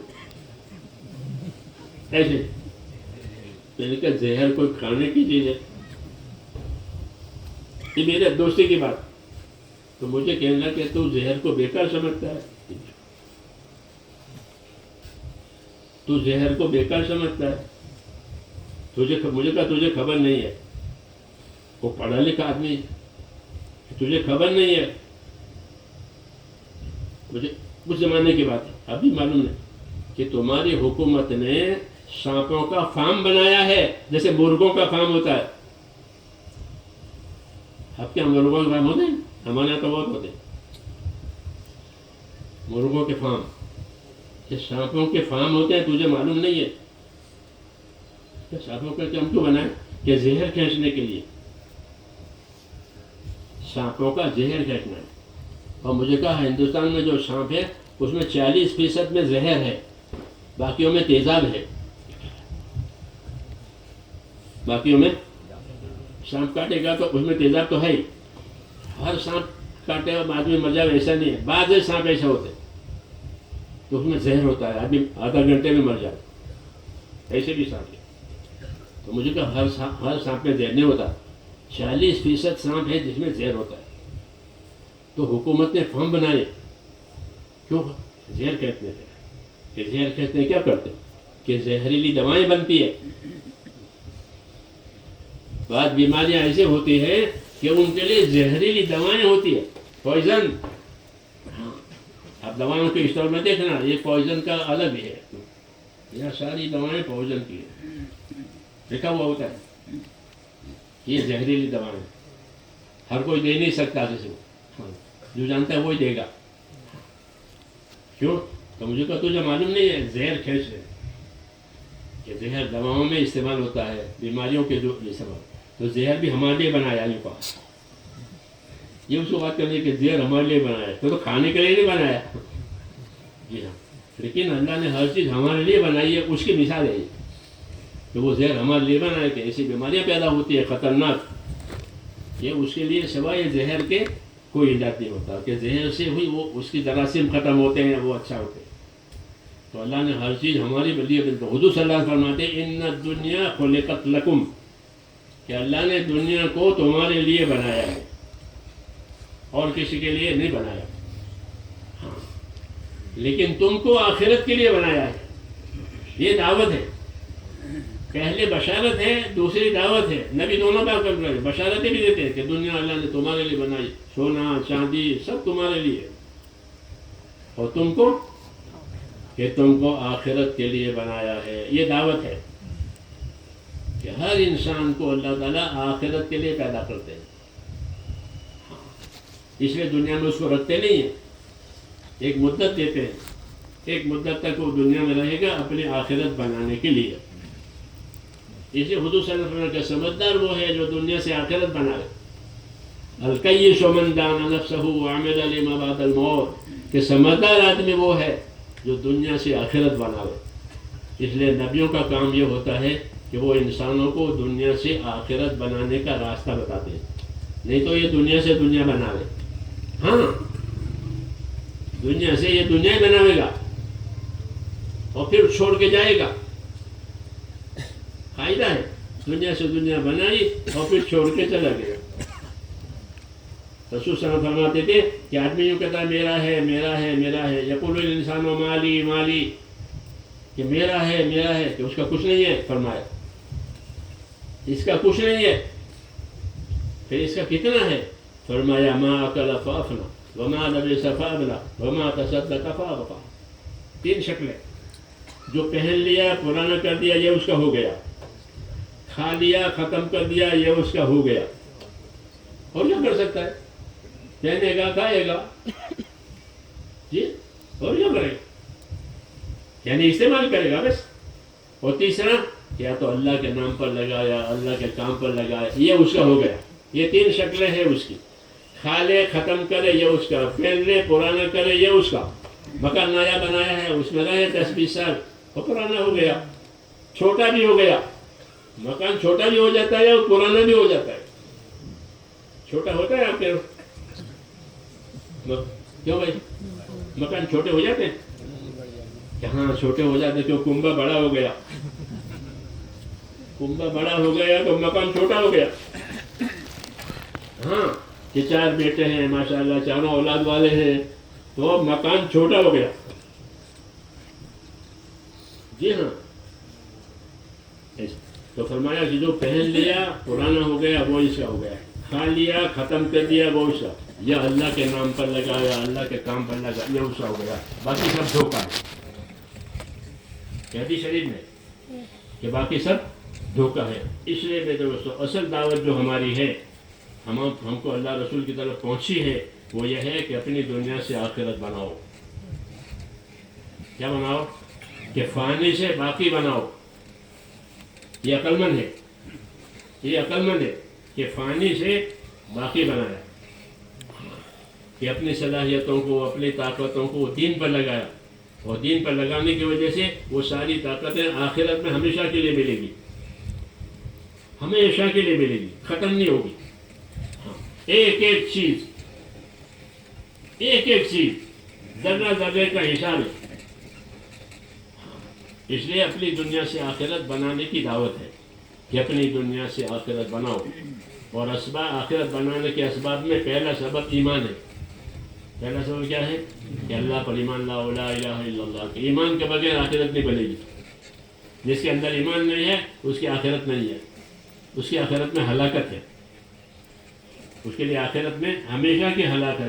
جس روز مرے گا اس روز سے لے کر آخر تک ہلاکت ہی ہلاکت ہے، ہاں، ایمان نہ ہونے کی وجہ سے۔ اس لیے آخرت بنانے کے لیے سب سے پہلا کام لا الہ الا اللہ، اللہ پر ایمان لاؤ۔ ایک اللہ ہے، وہی عبادت کے لائق ہے، اس کے ہاتھ میں سب کچھ ہے، کسی کے ہاتھ میں کچھ نہیں ہے۔ جب اس کے ہاتھ میں سب کچھ ہے، کسی کے ہاتھ میں کچھ نہیں ہے، تو پھر اس کو راضی کرو۔ کیا کرو؟ کہ اس کو راضی کرو۔ کہ اللہ کو راضی کرنے کا کیا اثر پڑے گا؟ کہ اللہ کو راضی کرنے کا اثر یہ پڑے گا کہ حالات ٹھیک ہو جائیں گے۔ لوگ حالات سے پریشان ہیں، وجہ کیا ہے؟ کہ اللہ ناراض ہے۔ ہاں، رسول صلی اللہ علیہ وسلم یہ فرماتے تھے کہ حالات درست کرنے کے لیے اللہ کو راضی کر لو۔ من اصلح ما بینہ و بین اللہ اصلح اللہ ما بینہ و بین خلقہ، کہ جو لوگ اپنا اور خدا کا معاملہ ٹھیک کر لیں گے تو اللہ ان کا اور دنیا والوں کا معاملہ ٹھیک کر دیں گے۔ ہاں، پھر گھر میں بھی معاملہ ٹھیک ہو جائے گا، کاروبار میں بھی معاملہ ٹھیک ہو جائے گا، ہر جگہ معاملہ ٹھیک ہو جائے گا، کیونکہ اللہ راضی ہو گیا۔ یہ دعوت ہے، اس کو سمجھنے کی ضرورت ہے۔ ہاں، کہ ہر طرف سے پریشانی کیوں آ رہی ہے؟ کہ اس طرف سے ہر طرف سے پریشانی اس لیے آ رہی ہے کہ ہم نے ہر طرح سے اللہ کو ناراض کیا۔ ہاں، اس لیے ہر طرف سے پریشانی آ رہی ہے۔ اللہ، ہاں، یہ قاعدہ ہے اللہ تعالیٰ کہ جب اللہ تعالیٰ ناراض ہوں گے تو پریشانیاں ڈالیں گے۔ سب سے پہلے پریشانیاں دل میں آتی ہے۔ کہاں آتی ہے؟ دل میں۔ دل پریشان ہے، کیا کروں؟ ہاں، جس کے دل میں پریشانی پڑی وہی جانتا ہے، دوسرا نہیں جانتا۔ اور ہر آدمی کی پریشانی کا ویلیو اتنا ہوگا جتنا اس کا اپنا ویلیو ہے۔ یہ فائدے کی بات ہے۔ ایک آدمی لاکھ پتی ہے تو اس کی پریشانی کا ویلیو کتنا ہوگا؟ کہ لاکھ والا۔ ایک آدمی کروڑ پتی ہے تو اس کی پریشانی کا ویلیو کروڑ والا ہوگا۔ اس کی پریشانی کا ویلیو 5 روپے والا نہیں ہوگا۔ بھکاری کو 5 روپے مل جائے کم ہو گیا، وہ نہیں ہوگا۔ یہ کروڑ پتی ہے تو اس کی پریشانی کا ویلیو بھی کروڑ کا ہے، اس لیے اس پر جو پریشانی آئے گی وہ کروڑ والی آئے گی۔ لاکھ والے پر آئے گی وہ لاکھ والی آئے گی۔ اور یہ کام اللہ کے سوا کوئی دوسرا کر ہی نہیں سکتا، اللہ ہی کرے گا کہ کون کتنے ویلیو میں ہے، اتنے ویلیو پر اس کی پریشانی ڈالی جائے گی۔ یہ اوپر سے بدن کے جتنے حصے ہیں ان بدن کے حصوں کا تعلق نیچے سے ہے، دل کا تعلق اوپر سے ہے۔ دل کا تعلق باقی تمام حصوں کا تعلق نیچے سے ہے۔ آپ کی کمر میں درد ہوگا تو آپ لیٹ جائیں گے، ٹھیک ہے، کہ کمر میں درد ہے، ہاں، لیکن دل پریشان ہے تو لیٹنے سے کام نہیں چلے گا، چلے گا؟ کہ لیٹنے سے کام نہیں چلے گا۔ دل کی پریشانی کا علاج دوسرا ہے، ہاں، بدن کی تکلیف کا علاج دوسرا ہے۔ کیوں؟ کہ دل کی پریشانیاں اوپر سے ڈالی جاتی ہیں، وہاں سے آتی ہے۔ ایسے دلوں میں چین اوپر سے آتا ہے، دلوں میں چین اوپر سے آتا ہے۔ کہ دلوں میں چین کب آتا ہے؟ کہ جب اللہ تعالیٰ کی بات مانی جاتی ہے، اللہ کا ذکر کیا جاتا ہے، اللہ کی عبادت کی جاتی ہے تو چین آتا ہے، دلوں میں چین پڑتا ہے۔ ہم ایک مرتبہ سفر کر رہے تھے تبلیغ کا، اپنا نہیں، بمبئی سے۔ اس زمانے میں پانی کے جہاز سے ہمارے سفر ہوتے تھے، ہوائی جہاز نہیں تھے اور اتنے پیسے بھی نہیں تھے، تو پانی کے جہاز سے ہم لوگ جاتے تھے۔ بمبئی سے جہاز جاتے تھے پانی کے، عراق جاتے تھے، عراق، اور عراق سے پھر باقی ملکوں میں ہم جاتے تھے، یہ ہوتا تھا۔ تو ایک سفر میں ہم گئے پانی کے جہاز سے، ہماری جماعت تھی اور بھی جماعتیں تھیں، تو 1000-2000 پیسنجر ہوتے تھے اندر، کاروباری لوگ جاتے ہیں تو اکثر مسلمان ہوتے تھے، تو ہم ان میں کام کرتے تھے، کیونکہ وہ 8-10 دن جہاز میں لگتے تھے پانی میں، بمبئی سے بصرہ تک، عراق، تو اندر کام بھی کرتے تھے، تعلیم بھی ہوتی تھی، اذان بھی ہوتی تھی، نماز بھی ہوتی تھی۔ تو اس درمیان میں 3 آدمی تھے، وہ دوسرے خیال کے تھے، تو ان میں سے ایک آدمی آ کر ہمارا بیٹھا کرے، تو وہ دوسرے تو کہ ان کے پاس کیوں بیٹھتا ہے؟ تو کہنے لگا کہ ان کے پاس بیٹھتا ہوں تو مجھ کو سکون ملتا ہے، ان کے پاس بیٹھتا ہوں تو مجھ کو سکون اور چین ملتا ہے۔ وہ کیا، تو ہم تو سکون دیتے نہیں تھے اس کو، تمہارا کہیں تو ہوتا نہیں، پوری آتی کہ اس کو دیتی پہلے۔ بات یہ کہ ہمارے پاس جو کام تھا اس میں سکون ہے، تو اس کا دل اس کو محسوس کرتا تھا کہ ان کے پاس بیٹھتے ہوں کہ تعلیم کرتے ہیں، ذکر کرتے ہیں، دعا مانگتے ہیں، نماز پڑھتے ہیں، تلاوت کرتے ہیں، یہی سکون کا سامان ہے۔ ادا بذکر اللہ تطمئن القلوب، یاد رکھو اللہ کی یاد سے دلوں کو چین ملتا ہے، اور اللہ کی یاد ہی ختم ہو گئی تو اب دلوں میں بے چینی ہے۔ ہاں، یہ بے چینی کا یہی وجہ ہے کہ جو کام ہمیں کرنا تھا وہ نہیں ہو رہا ہے۔ اس لیے ہماری دعوت میں یہ ہے کہ کرنے کے کام کرو، کہ سب سے پہلے تو ایمان ہے۔ کیا ہے ایمان؟ حدیثوں میں کہ لا الہ الا اللہ کثرت سے پڑھو، لا الہ الا اللہ کثرت سے پڑھا کرو، اپنے آپ کو اس کا عادی بناؤ، تاکہ مرنے وقت زبان سے کلمہ نکلے۔ ہاں، کلمہ پڑھو، کلمے کا اپنے آپ کو عادی بناؤ، اور پھر یہ سمجھو کہ کلمے کی کیا ذمہ داری ہے۔ میں نے کلمہ پڑھا تو کلمے کی کیا ذمہ داری ہے؟ ہاں، کیونکہ ہر بول آدمی بولتا ہے اس کی ذمہ داری ہوتی ہے، تو ہم نے کلمہ پڑھا تو کلمے کی کیا ذمہ داری ہے؟ لا الہ الا اللہ محمد رسول اللہ۔ کہ کلمے کی ذمہ داری میرے دوستو یہ ہے کہ اللہ کے حکم پورا کریں گے، نبی کے طریقے پر چلیں گے، یہ کلمے کی ذمہ داری ہے۔ مسلمان ہو گئے، مسلمان رہیں گے کہ اللہ کے حکموں کو پورا کریں گے، اللہ کے نبی کے طریقوں پر چلیں گے، یہ کلمے کا مطلب ہے۔ تو یہی اگر یہ بات ہے تو یہ کلمہ فائدہ دے گا، یہ کلمہ فائدہ دے گا کہ اللہ کے حکم پر چلنا ہے، نبی کو طریقوں پر چلنا ہے۔ ہاں، یہی کلمے کا مطلب ہے۔ اس لیے کہ اس کلمے کو بار بار پڑھا کرو، اس کو دہرایا کرو۔ موسیٰ علیہ السلام نے اللہ تعالیٰ سے دعا مانگی کہ اللہ مجھے کوئی وظیفہ دیجیے تاکہ میں وظیفہ پڑھوں۔ اللہ نے فرمایا لا الہ الا اللہ پڑھا کرو۔ کہ تو عرض یہ تو سب پڑھتے ہیں، مجھے کوئی خاص دیجیے کہ نہیں یہ خاص ہے۔ فرمایا یہی خاص، اس کو تم معمولی نہ سمجھو۔ 7 آسمان زمین ایک پلے میں رکھی جائے، کلمہ ایک پلے میں رکھا جائے تو یہ جھک جائے گا۔ موسیٰ علیہ السلام سے اللہ نے یہ کہا ہے، اس لیے اس کی عادت ڈالیں کہ کلمے کو کثرت سے پڑھا کریں، اس سے ایمان تازہ ہوتا ہے۔ کیا ہوتا ہے؟ ایمان تازہ ہوتا ہے۔ اپنے ایمان کو تازہ کرو، جددوا ایمانکم، اپنے ایمان کو تازہ کرو کہ لا الہ الا اللہ پڑھو کرو صبح شام۔ حدیث شریف میں ہے کہ جو آدمی چوتھا کلمہ 100 مرتبہ پڑھے گا تو اس دن اس کا عمل سب سے بہتر عمل ہوگا، اس سے بہتر کوئی عمل نہیں، اللہ ہے کہ کوئی اس جیسا عمل کرے۔ تو اس کو پڑھنا ہے میرے دوستو، اس کی فضیلتیں ہیں، اپنے آپ کو اس کا عادی بنانا ہے تاکہ مرتے وقت یاد آئے کہ مرتے وقت جس کا آخری کلمہ لا الہ الا اللہ ہوگا وہ جنت میں جائے گا۔ من کان آخر کلامہ لا الہ الا اللہ دخل الجنہ، جس کا آخری کلام لا الہ الا اللہ ہوگا وہ جنت میں جائے گا۔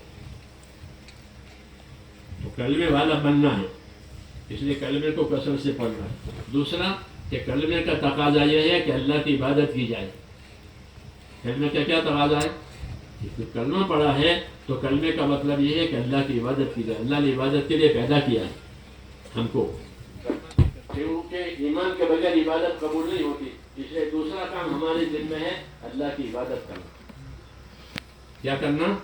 اللہ کی عبادت. اللہ کی عبادت میں سب سے اونچی عبادت نماز ہے. سب سے اونچی عبادت. اسلام میں دو عبادتیں بڑی ہیں، ایک نماز ایک حج. کسی مذہب میں نہیں ہے، ہمارے مذہب میں ہے. ایک نماز اور ایک حج، یہ دو بڑی عبادتیں ہیں اسلام میں. اس میں نماز کا درجہ سب سے اونچا ہے کلمے کے بعد، ایمان کے بعد. اس لیے میرے دوستوں نماز کی ذمہ داری یہ ہے کہ ہم اپنے آپ کو نماز کا پابند کریں، نماز کو اپنا پابند نہ کریں. نماز کو سب چیزوں کو آدمی اپنا پابند کرتا ہے، سائیکل کو، موٹر سائیکل کو اپنے پابند کرتا ہے. لیکن ہم کو نماز کو پابند نہ کرے، اپنے آپ کو نماز کا پابند بنائیں. اللہ نے نماز کے بارے میں قرآن میں دو حکم دیے. کتنے؟ قرآن پڑھا کرو. قرآن نہیں پڑھو گے تو اللہ کیا کہنا چاہتے ہیں وہی نہیں سمجھو گے. ہاں، کیونکہ قرآن میں اللہ بتائے گا اللہ کیا چاہتے ہیں، کس بات سے راضی ہوتے ہیں، وہ تو اس میں اللہ کا کلام ہے. تو قرآن میں دو حکم ہے. ایک حکم یہ ہے نماز قائم کرو، دوسرا حکم یہ ہے کہ نمازوں کی حفاظت کرو. یہ دو حکم ہے. حافظوا علی الصلوات، نمازوں کی حفاظت کرو اور نمازوں کو قائم کرو. یہ دو حکم ہے نماز کے بارے میں ہم لوگوں کو. اور سب سے بڑی عبادت وہ نماز ہے. زندگی پر سب سے زیادہ اثر ڈالنے والی عبادت وہ نماز ہے. اور کوئی عبادت اتنا اثر نہیں ڈالے گی جتنی نماز اثر ڈالے گی. کہ نماز عادتوں کو سنوارے گی، نماز روزی کی برکت کو کھینچے گی، نماز دعا میں قبولیت لاوے گی. یہ نماز کی تاثیر ہے. یہ نماز کی تاثیر ہے کہ نماز عادتوں کو سنوارے گی، کیونکہ نماز برائیوں سے روکتی ہے. ان الصلاۃ تنہی عن الفحشاء والمنکر، کہ نماز برائیوں سے روکے گی. دنیا میں جتنی برائیاں پھیلے، اگر ہمارے اندر نماز آ گئی تو وہ برائیوں کا توڑ ہو گیا. کیا ہو گیا؟ برائیوں کا توڑ، برائیوں کا علاج ہم کو حکم دیا ہے. اس لیے میرے زندگی کی ہماری ذمہ داری ہے کہ ہم نمازوں کو اچھی سے اچھی پڑھیں. حکم ہے ایسا. ایک دعا حضور صلی اللہ علیہ وسلم نماز کے بعد روزانہ مانگتے تھے، رب اعنی علی ذکرک و شکرک و حسن عبادتک. یہ دعا ہے، یہ نماز کے بعد مانگنی چاہیے. جن کو یاد نہ ہو وہ سیکھ لے. حکم ہے کہ نماز کے بعد اللہ سے یہ دعا مانگا کرو. ایک صحابی سے فرمایا تھا. اور ہم تو دعا کے ہر وقت محتاج ہیں، ہم کو تو اللہ کی مدد کی ہر وقت ضرورت ہے. تو یہ دعا سیکھو اور اللہ سے روز مانگا کرو ہر نماز کے بعد، رب اعنی علی ذکرک و شکرک و حسن عبادتک، کہ یا اللہ میری مدد کر. دعا کا مطلب یہ ترجمہ یہ کہ اللہ میری مدد کر. کس کام میں مدد چاہتے ہو؟ کہ میری مدد کر تاکہ میں تیرا ذکر کرنے والا بنوں. ایک ہوتا ہے ذکر کرنے والا، ایک ہوتا ہے غفلت والا. تو غفلت والی زندگی ہے، تو غفلت والی زندگی میں سے ہماری زندگی ذکر والی بنا دے کہ ہم تجھے یاد کرنے والے بنائیں، ہم تجھے یاد کرنے والے بنے، تجھ سے ڈرنے والے بنے. یہ ہماری مدد کر. دوسرا کہ ہم تیرا شکر کرنے والے بنے، کیونکہ ہماری طرف دو چیزیں آتی ہیں. ایک اللہ کے حکم ہماری طرف آتے ہیں اور ایک اللہ کی نعمتیں ہماری طرف آتی ہیں. یہ دو چیزیں روزانہ آتی ہیں. اللہ نعمتیں بھی دیتا ہے، حکم بھی دیتا ہے. میری بات سمجھ رہے ہیں نہیں؟ ابھی عشاء کا وقت ہوگا تو عشاء کی نماز کا حکم آئے گا کہ عشاء پڑھو. جب فجر کی نماز آئے گی تو فجر کا حکم آئے گا، فرشتے کہیں گے فجر پڑھو. ظہر آ گیا تو ظہر پڑھو. فرشتے کہتے ہیں کہ اٹھو نماز پڑھو، دوزخ کی آگ کو بجھاؤ. یہ کہتے ہیں، یہ فرشتوں کا اعلان ہے.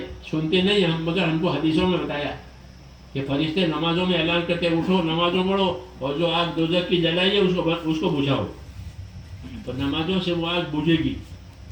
جی ہاں، نہیں تو نماز چھوڑ کے آگ میں جائے گا. نماز چھوڑ کے آگ میں جائے گا. ہاں، کہ نماز چھوڑنا بہت بڑا گناہ ہے. کفر کے بعد کوئی گناہ ہے تو نماز چھوڑنا ہے. اس لیے کہا کہ نماز ادا کر کے دوزخ کی آگ کو اپنے اوپر بجھاؤ. ہاں اس لیے ہم کو دعا مانگی کہ رب اعنی علی ذکرک و شکرک و حسن عبادتک. یا اللہ میری مدد کر کہ میں تیرا ذکر کرنے والا بنوں, تو غفلت والا نہ بنوں, میں تیرا شکر کرنے والا بنوں, ناشکری کرنے والا نہ بنوں, اور مجھے ایسا بنا کہ میں تیری عبادت اچھی سے اچھی طریقے سے کروں. حسن عبادت ہے کہ میں تیری عبادت اچھی سے اچھی طریقے سے کروں. یہ دعا سکھائی تاکہ جو بھی عبادت کرے مسلمان وہ اچھی سے اچھی کرے. آپ کھانا پکاتے ہو تو کیسا پکاتے؟ کچا پکا, کچا پکا, اچھے سے اچھا کھانا, اچھے سے اچھا کپڑا, اچھے سے اچھا مکان, اچھے سے اچھا, ہر حاجت آدمی اچھے سے اچھی بناتا ہے, یہ اس کا مزاج ہے. تو کہا جس طرح اپنی حاجتوں کو اچھی سے اچھی بناتے ہو, اللہ کی عبادت کو اچھی سے اچھی بناؤ. نماز کو اچھی سے اچھی پڑھو, یا نماز سنت کے مطابق پڑھو. کس کے مطابق؟ سنت کے مطابق پڑھو. کہ نماز نور ہے. نماز کیا ہے؟ نماز نور ہے. اپنی زندگی کو نورانی بناؤ. تو نماز کو سنت کے مطابق پڑھنا, نماز کے طریقوں کو سیکھنا اور سنت کے مطابق پڑھنا, تو پھر وہ نماز نور بنے گی. جب قبر میں میت اتاری جائے گی تو اس کے اعمال اس کے چاروں طرف ہو جائیں گے. یہ کتابوں میں لکھا ہے. لیکن کتاب پڑھتے نہیں, میں موبائل دیکھتے ہیں. تو موبائل دیکھنے سے جہالت بھی بڑھے گی, غفلت بھی بڑھے گی. یاد رکھو, وہ یہ دونوں چیزوں سے موت سخت ہو جائے گی. موت غفلت سے اور جہالت سے سخت ہو جاتی ہے. یہ ڈرنے کی بات ہے. تو جب وہ قبر میں اترے گا تو اس کی عبادتیں اس کے ساتھ ہو جائیں گی. کلمہ سر کی طرف ہوگا, لا الہ الا اللہ, جو پہلا نمبر ہے یہ سر کی طرف ہوگا. نماز دانی طرف ہوگی, روزہ بائیں طرف ہوگا. ایک طرف زکوٰۃ ہوگی, اگر صدقہ دیا ہے تو, اور زکوٰۃ نہیں دی ہے, مال جمع کیا ہے, تو پھر وہ مال عذاب بنے گا. مال عذاب بنے گا کیونکہ مال کی زکوٰۃ نہیں دی ہے. زکوٰۃ اللہ کا حق ہے, غریب کا نہیں ہے. زکوٰۃ کس کا حق ہے؟ اللہ کا, غریب کا نہیں. غریب کیا جانے آپ کے پاس کیا ہے, اللہ جانتے ہیں آپ کے پاس کیا ہے. اس لیے زکوٰۃ اللہ کا حق ہے. نماز بھی اللہ کا حق ہے کیونکہ عبادت ہے, عبادت اللہ کا حق ہے.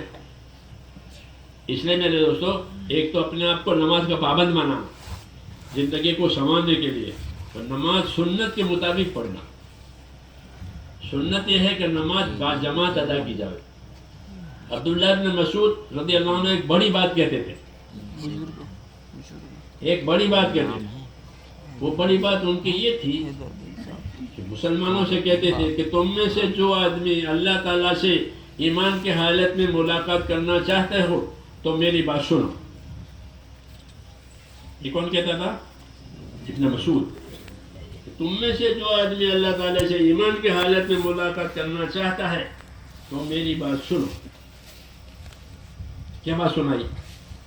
ابن مسعود رضی اللہ عنہ نے بات سنائی کہ جو مسلمان اللہ تعالیٰ سے ایمان کی حالت میں ملاقات کرنا چاہے تو اس کے لیے ضروری ہے کہ وہ نماز کو با جماعت پڑھے. کتنا آسان کام ہے. اللہ سے ملاقات تو ہوگی حلال میں, بھاگ کے تو کہیں جا نہیں سکتا, بھاگ کے تو کہیں جا نہیں سکتا. اللہ سے تو ملے گا, چاہے گنہگار بن کر ملے, چاہے پرہیزگار بن کر ملے, لیکن اللہ سے تو ملے گا. ہاں, اللہ نے کہا ہے یا ایھا الانسان انک کادح الی ربک قدحا فملاقیہ, کہ تو جائے گا کہاں, اپنے رب سے تو ملے گا. چاہے کفر کی حالت میں ملے, چاہے ایمان کی حالت میں ملے, چاہے پرہیزگار بنے, گنہگار بنے, لیکن اللہ سے تو ملنا ہی ملنا ہے. تو ابن مسعود یہ کہتے تھے مسلمانوں سے کہ اللہ سے ملاقات ایمان کی حالت میں کرنا پسند کرتے ہو تو یاد رکھو نمازوں کو مسجد میں جا کر با جماعت ادا کرو. نمازوں کو مسجد میں جا کر با جماعت ادا کرو. کیوں کہ نماز با جماعت جو ہے وہ نبی کی سنت ہے. حضور صلی اللہ علیہ وسلم با جماعت نماز پڑھتے تھے, بیماری میں بھی, آخری بیماری تھی اس میں بھی. تو کہا کہ یہ با جماعت نماز جو ہے وہ تمہارے نبی کی سنت ہے. اگر تم نبی کی سنت چھوڑ دو گے تو گمراہ ہو جاؤ گے. یعنی نماز جماعت چھوٹ گئی کہ اب گمراہ ہو جائے گا. شیطان اس پر قبضہ کرے گا. شیطان اس وقت تک قبضہ نہیں کر سکتا جب تک یہ نماز کا پابند ہو. نماز میں یہ تاثیر ہے. اس لیے اپنے آپ کو میرے دوستوں نمازوں کا پابند بنانا, با جماعت نماز پڑھنا, پہلی صف میں نماز پڑھنا, تکبیر اولیٰ کے ساتھ نماز پڑھنا. اتنی فضیلتیں ہیں نمازوں کی, اتنی برکتیں ہیں کہ پہلی صف میں نماز پڑھے. ہاں, کہ پہلی صف میں نماز کہ اس کی بڑی برکت ہے. پھر پہلی صف میں امام کی داہنی ساری میں پڑھے. کیا پڑھے؟ داہنی سائڈ. کہ ان اللہ وملائکتہ لیصلون علی معلم الناس الخیر, کہ اللہ رحمت دیتے ہیں, فرشتے رحمت کی دعا دیتے ہیں کن کو؟ کہ جو امام کی داہنی سائڈ میں نماز پڑھتے. داہنی سائڈ پہلی صف میں ملے, دوسری صف میں ملے, داہنی سائڈ. یہ داہنی سائڈ کی بھی فضیلت ہے, پہلی صف کی بھی فضیلت ہے. کہ لوگوں کو معلوم ہو جاتا کہ پہلی صف میں کیا ملنے والا ہے تو پھر لوگ چٹھی ڈالتے کہ میں بھی رہوں گا. چٹھی ہوتی ہے, ایک چیز کے بہت سے حقدار ہوتے ہیں تو وہ چٹھی جس کا نام نکلے وہ لے. کہ لوگوں کو معلوم ہو جاتا کہ پہلی صف میں کیا ملتا ہے تو پھر لوگ جگڑ رہتے اور پھر چٹھی ڈالنی پڑتی کہ جس کا نام چٹھی میں نکلے وہ پہلی صف میں آ جائے. پہلی صف کا اتنا نفع ہے. اس لیے میرے دوستوں میں اس لیے بات کر رہا ہوں کہ نماز کو معمولی نہ سمجھے, نماز کو پہلی صف میں پڑھے, پہلی صف میں پڑھے. نماز کا اہتمام کرے کہ نماز ہمارے اوپر اثر ڈالے. سعید ابن مسیب ایک تابعی ہے, بزرگ ہے, فرماتے ہیں 20 برس ہو گئے. کتنے؟ 20 سال ہو گئے, کبھی ایسا نہیں ہوا کہ میں اذان سے پہلے مسجد میں نہ پہنچا ہوں. کتنے سال ہو گئے؟ 20 برس کی پابندی بتائی. لوگوں کو اس لیے پابندی بتائی کہ لوگ اس سے سبق سیکھیں کہ نماز ایک پابند ہونے کی چیز ہے. تو فرمایا 20 برس ہو گئے, کبھی ایسا نہیں ہوا کہ میں اذان سے پہلے مسجد میں نہ پہنچا. مسلمان ہے, اس کو اپنی نماز کھینچتی ہے, جیسے لوگوں کو کاروبار کھینچتا ہے, اپنی ضرورتیں کھینچتی ہے. مسلمان کو اس کی نماز کھینچے کہ اللہ کی عبادت ہے اور نور ہے. اس لیے میرے دوستو اپنے آپ کو نمازوں کا پابند بنانا اور نمازیں سیکھنا.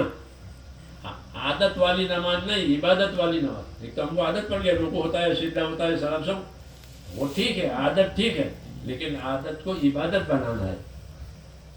عادت کو تو عادت عبادت بننے کی طریقہ جاننے سے. اس سے یہ سنت طریقہ, سجدہ کا یہ سنت طریقہ ہے, رکوع کا یہ طریقہ ہے, کھڑا ہونے کا یہ طریقہ ہے, ہاتھ باندھنے کا یہ طریقہ ہے. ایک تو عادت پڑی ہوئی ہے تو اچھی ہے عادت, لیکن عادت کو عبادت بناؤ. کیا بناؤ؟ اپنی عادت کو عبادت بناؤ. ہاتھ باندھنے کا کیا طریقہ ہے, رکوع کرنے کا کیا طریقہ ہے, اللہ کے راستے میں نکل کر یہ سیکھو. سیکھی ہوئی نماز, دیکھی ہوئی نہیں.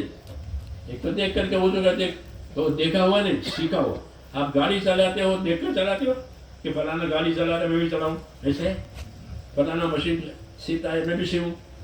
کوئی نہیں کرتا. کسی ہنر کو دیکھ کر کوئی نہیں کرے گا, ہر ہنر کو سیکھے گا پھر کرے گا.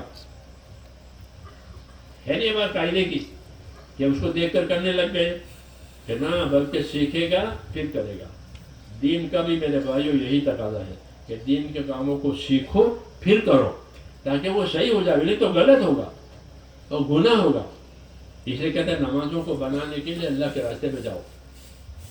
گھر میں تو ہوگا نہیں, اللہ کے راستے میں جاؤ اور جاننے والوں سے سیکھو, جاننے والوں سے پوچھو کہ اللہ کے راستے میں سے واپس آئے کیا ملا, کہ نماز ملی. مولانا یوسف زبی کہتے ہیں کہ نماز سے واپس آؤ, جماعت میں سے واپس آؤ تو اپنے گھر والوں کو بتاؤ کیا لائے, کہ نماز لایا. اللہ کے راستے میں سے کیا لائے, کہ نماز لائے. حضور صلی اللہ علیہ وسلم معراج میں سے کیا لائے تھے, بولو, آپ معراج میں سے نماز لائے تھے. کیا آپ کو نمازیں دی تھی معراج میں, تو آپ ہمارے معراج میں سے نماز لائے. ہاں, اس کا طریقہ ہم کو بتایا اور فرمایا کہ ایسی نماز پڑھو جیسے مجھ کو نماز پڑھتے ہوئے دیکھا ہے. تو آپ کو نمازوں کا طریقہ بتایا معراج میں سے آ کر کے. ایسے ہم جماعت میں جائیں تو جماعت میں جا کر کیا لائے, کہ نمازی بن کر آیا, نماز سیکھ کر آیا. اور واجب نماز بھی پڑھے گا، قضا نماز بھی پوری کرے گا، پہلی نماز باقی ہے وہ بھی پڑھے گا. چنانچہ سے لوگوں نے اللہ کے راستے میں نکل کر برسوں کی نمازیں قضا پڑھی ہے. کیوں کہ پہلے نہیں پڑھتے تھے نماز، تبلیغ میں نہیں تھے، نماز نہیں پڑھتے تھے. بہت لوگ ایسے ہیں کہ ان کی بہت نمازیں باقی ہے پہلے کی. ہاں اب نمازی بنے ہیں جماعت میں جا کر کے، پہلے کی نمازیں باقی ہیں. تو جن لوگوں کو اللہ نے توفیق دی اور انہوں نے تبلیغ کے کام کو سمجھا تو وہ پچھلی چھوٹی ہوئی نمازیں بھی پڑھی. ہمارے ایک ساتھی تھے، اس نے 20 برس کی نمازیں قضا پڑھی. تو میں ان کو جانتا ہوں، یہ تو کوئی سنا ہوا قصہ نہیں ہے، میں اس کو جانتا ہوں. تو اس نے 20 برس کی چھوٹی ہوئی نمازیں پڑھی کہ تبلیغ میں جانے سے پہلے نماز پڑھی نہیں پڑھی ٹوٹ پھوٹ. اب نماز میں اب تبلیغ میں گئے، 4 مہینے لگے، چلنے لگے، نماز کے پابند ہو گئے. اب پچھلی نمازوں کی فکر آئی کہ وہ تو اللہ کا قرضہ ہے. وہ کیا ہے؟ قرض ہے اللہ کا. تو اس نے 20 برس کی نمازیں قضا پڑھی. اس کا طریقہ یہ تھا کہ روزانہ مغرب سے عشاء تک وہ مسجد میں رہتا، اپنی نماز کا حساب لگاتا تھا، اپنی نماز کا حساب لگاتا تھا. اور ہوتے ہوتے 20 کسی کو نہیں بتایا. جب اس کے مرنے کا وقت آیا تو اس کے بھائی کو بتایا کہ اللہ کا شکر ہے 20 نمازوں کا قرض باقی تھا وہ پورا ہو گیا، اور 20 نمازیں چھوٹی ہوئی تھی وہ پوری کر. اس کے بعد اس کا انتقال ہو گیا. حضرت عمر فرماتے تھے جیسی زندگی گزارو گے ویسے مرو گے. یہ فرماتے تھے کہ جیسی زندگی گزارو گے ویسے مرو گے. تو یہ نمازی بنا تو نمازی مرا کہ جو ادا وقت کی تھی اس کو ادا کی، جو چھوٹی ہوئی تھی اس کو اس کی قضا کی.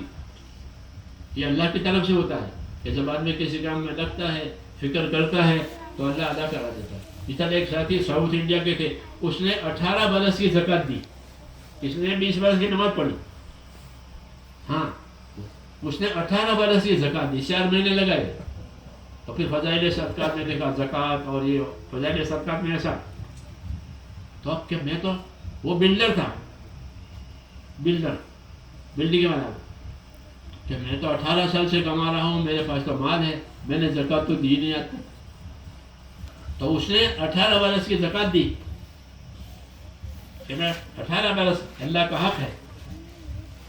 تو یہ کام اس طرح تبلیغ میں آنے سے اور اللہ کے راستے کے کام کرنے سے زندگی کا رخ پلٹ جاتا ہے.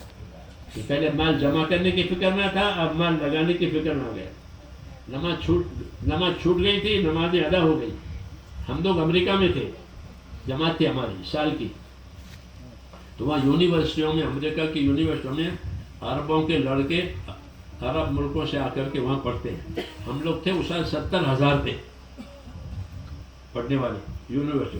تو ان میں ہم کام کرتے تھے، ان کو دعوت دیتے تھے، وہ ہمارے ساتھ کام میں جڑتے تھے. پھر وہ یہاں بھی آئے ہمارے ملک میں نظام الدین میں. تو نظام الدین میں آئے تو مجھے کہنے لگے کہ ہم نے تو یونیورسٹی میں پڑھائیاں کی ہیں اور روزے تو رکھے نہیں. پڑھنے کی وجہ تو ہمارے تو روزے فوت ہو گئے، تو ہم روزہ قضا رکھنا چاہتے ہیں. انہوں نے قضا نمازیں پڑھی، انہوں نے زکاتیں ادا کی، یہ روزے والا بنا. تو یہ ایسا ہی زمانہ مے جون کا زمانہ تھا جب. تو میں نے کہا کہ اب تو مے جون کا زمانہ ہے، اور ہمارے ملک میں مے جون میں بہت گرمی ہوتی ہے. کسی بھی علاقے میں جاؤ تو تم روزے بھی رکھو گے، جماعت میں بھی پھرو گے تو مشکل ہے. روزے کی قضا تو بے شک کرنی ہے. تو میں نے کہا تم ابھی تو جماعت میں وقت پورا کر لو، اور جب اپنا واپس جاؤ اور جب موسم ٹھنڈا ہو جائے تو اپنے روزوں کی قضا کرنا. تو روزوں کی قضا، نمازوں کی قضا، زکاتوں کی قضا، لوگوں نے اس کام کی برکت سے اپنی زندگیوں سدھارا ہے. یہ اس کام کا اثر ہے. کیوں؟ یہ تو کرنا ہی کر. تبلیغ میں جاوے نہ جاوے نماز تو پڑھنی ہے، تبلیغ میں جاوے نہ زکات تو دینی ہے، تبلیغ میں جاوے نہ روزے تو رکھنے ہی ہے، حج تو کرنا ہی ہے، چاہے تبلیغی ہو یا تبلیغی نہ ہو، کیونکہ یہ تو اللہ کے احکام ہے. لیکن اگر تبلیغ میں گئے میرے دوستوں اور اللہ کے راستے میں پھرے تو اس کی اہمیت آ جائے گی.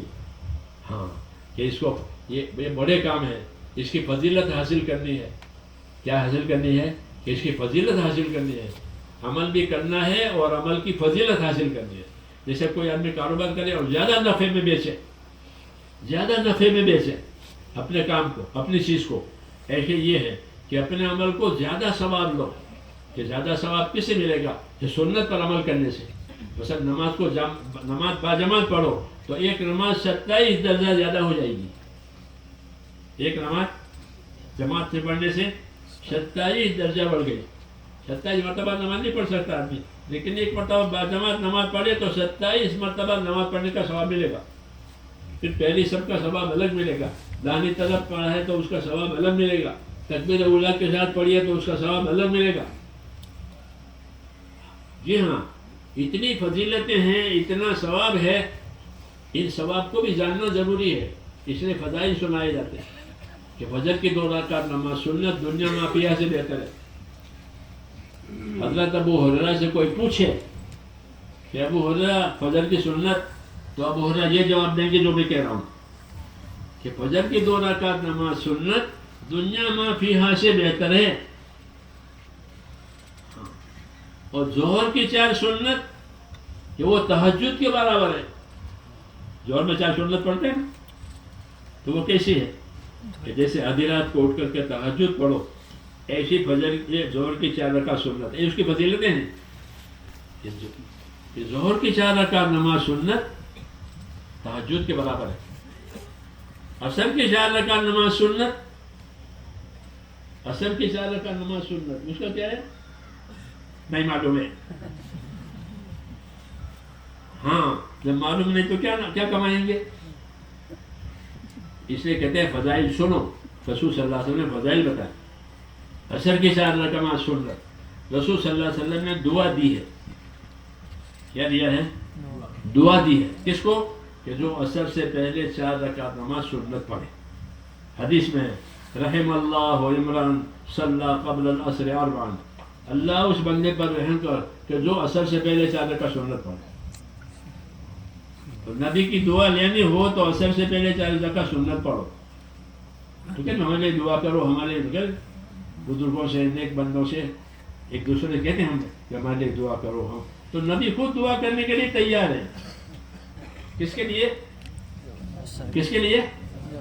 کہ عصر سے پہلے 4 رکعت نماز سنت پڑھنے والوں کو نبی دعا دے رہے ہیں. یہ اس کی فضیلت ہے کہ رحم اللہ عمران صلی قبل العصر 4. اللہ اس بندے پر رحم کرے جو عصر سے پہلے 4 رکعت سنت پڑھے. کتنے پیسے خرچ ہوں گے بولو؟ کچھ نہیں. نبی کی دعا ملے گی. نبی سے بڑھ کر اور کس کی دعا ہو سکتی؟ یہ نیت کرو کہ اس طرح پڑھیں گے. نیت کرو کہ فجر کی سنتوں کی ایک قیمت ہے، ظہر کی سنتوں کی ایک قیمت ہے، عصر کی سنتوں کی ایک قیمت ہے، تہجد کی ایک قیمت ہے. یہ سب کی قیمتیں بتائیے. اس کو فضیلت کہتے ہیں. اس کو کیا کہتے ہیں؟ کہ اس کو فضیلت کہتے ہیں. یہ فضائل اس لیے بنے ہیں کہ اس کی قیمت معلوم ہو جائے تو جس کی قیمت معلوم ہوگی وہ چیز برباد نہیں کرے گا، اور جس کی قیمت معلوم نہ ہو اس کو برباد کرے گا. کہتے ہیں وہ میرے کام کے لیے ہے. ہاں، اور جس کی قیمت معلوم ہو جائے اس کو لکھ کے رکھے گا. تو ہم کو عملوں کی قیمت بتائیے. فضیلت کا مطلب یہ ہے کہ تمہارے عملوں کی کیا کیا قیمت ہے. تو یہ قیمتیں بتائیے. نمازوں کی قیمت، زکاتوں کی قیمت، ذکر کی قیمت. ذکر کرو اللہ تعالیٰ کا. سبحان اللہ، الحمدللہ. ذکر کہ ذکر کا کیا اثر ہے؟ ذکر کا کیا اثر ہے؟ فرمایا رسول صلی اللہ علیہ وسلم نے کہ میں نے کوئی جگہ قبر سے زیادہ بھیانک نہیں دیکھی. یہ کہا کہ میں نے کوئی جگہ قبر سے زیادہ بھیانک اور خوفناک نہیں دیکھی. ما رأیت منظرا قط الا القبر افظع منه. کہ میں نے کوئی جگہ قبر سے زیادہ بھیانک نہیں دیکھی. اس کا کیا علاج ہے؟ یہ بھیانک ہو رہی ہے تو فرمایا کہ اللہ کے ذکر سے بڑھ کر قبر کے عذاب کو دور کرنے والی کوئی چیز نہیں ہے. یہ اس کا علاج بتایا. ایک طرف اس کی بھیانک ہونے کو بھی سمجھایا تاکہ ہر ایک جن کہ پہلی منزل ہر آدمی کی اس کی قبر ہے. پہلی منزل کیا ہے؟ قبر ہے. وہاں سے بھاگ نہیں سکتا. تو اس قبر کے بارے میں فرمایا کہ وہ سب زیادہ بھیانک جگہ ہے، وحشت کی جگہ ہے، اندھیرا ہے. 1000 من مٹی کے نیچے ہے. وہ پتہ نہیں اس کو. جی ہاں، 1000 من مٹی اس پر پڑی ہوئی ہے. اس مٹی کے نیچے گھبرا رہا وہ کوئی ہے نہیں، تو گھبراہٹ کا کیا علاج ہے؟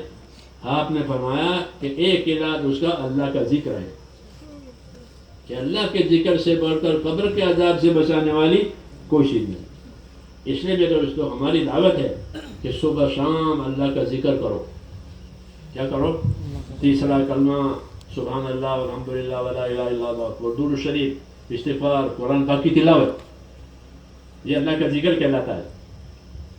یہ قبر میں کام آئے گا، قبر کی تپش میں، قبر کی گھبراہٹ میں، کہ قبر میں تپش بھی ہوگی۔ یہ فرمایا جیسے بجلی چلی جاتی ہے تو گھروں میں تپش ہوتی ہے نہیں ہوتی؟ بجلی نہیں ہے تو پھر قبر میں تپش ہوگی۔ تو پوچھا اس کا کیا علاج ہے؟ فرمایا قبر کی تپش کا علاج صدقہ کرنا ہے، کہ صدقہ کرو اپنے مال کا تو قبر میں ٹھنڈک آئے گی۔ جیسے مکانوں میں ٹھنڈک چاہیے نا، تو قبر کی ٹھنڈک کیسے ہوگی؟ کہ تمہارا صدقہ تمہاری ٹھنڈک کا سامان ہے۔ ہر آدمی قیامت میں اپنے صدقے کے سائے میں ہوگا، جیسے چھتری لے کر بارش میں جاتے ہیں ہاں، یا گرمی میں چھتری لے کر جاتے ہیں، ایسے ہر آدمی قیامت میں اپنے صدقے کے سائے میں ہوگا۔ جتنا صدقہ اس نے کیا ہے وہی سایہ ہوگا، نہیں تو نہیں ہوگا۔ یہ کیا بتایا؟ کہ عمل کی تاثیر بتائی ہے، کہ تمہاری نمازیں، تمہارا صدقہ، تمہارا ذکر، یہ تمہارے کام کی چیزیں ہیں۔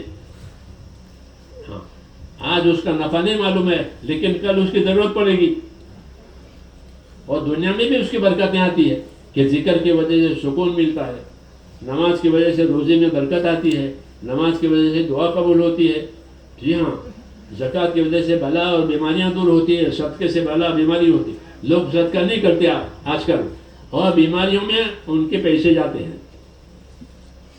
ہاں، صدقہ نہیں دیتے، بخیلی ہے، بخیلی ہے، تیار نہیں ہے تب صدقہ دینے کے لیے۔ امام غزالی رحمۃ اللہ علیہ فرماتے تھے کہ مسلمان کو چاہیے کہ روز صدقہ کرے، چاہے روٹی کا ٹکڑا دینا پڑے، یہ نہیں کہ چیک لکھ دینے پڑے صدقے میں، کتنا چاہے روزانہ روٹی کا ٹکڑا بھی کسی غریب کو کھلا سکتے ہو، یہ صدقہ بھی کرو، کہ اللہ تمہارے صدقہ کو بڑھائے گا،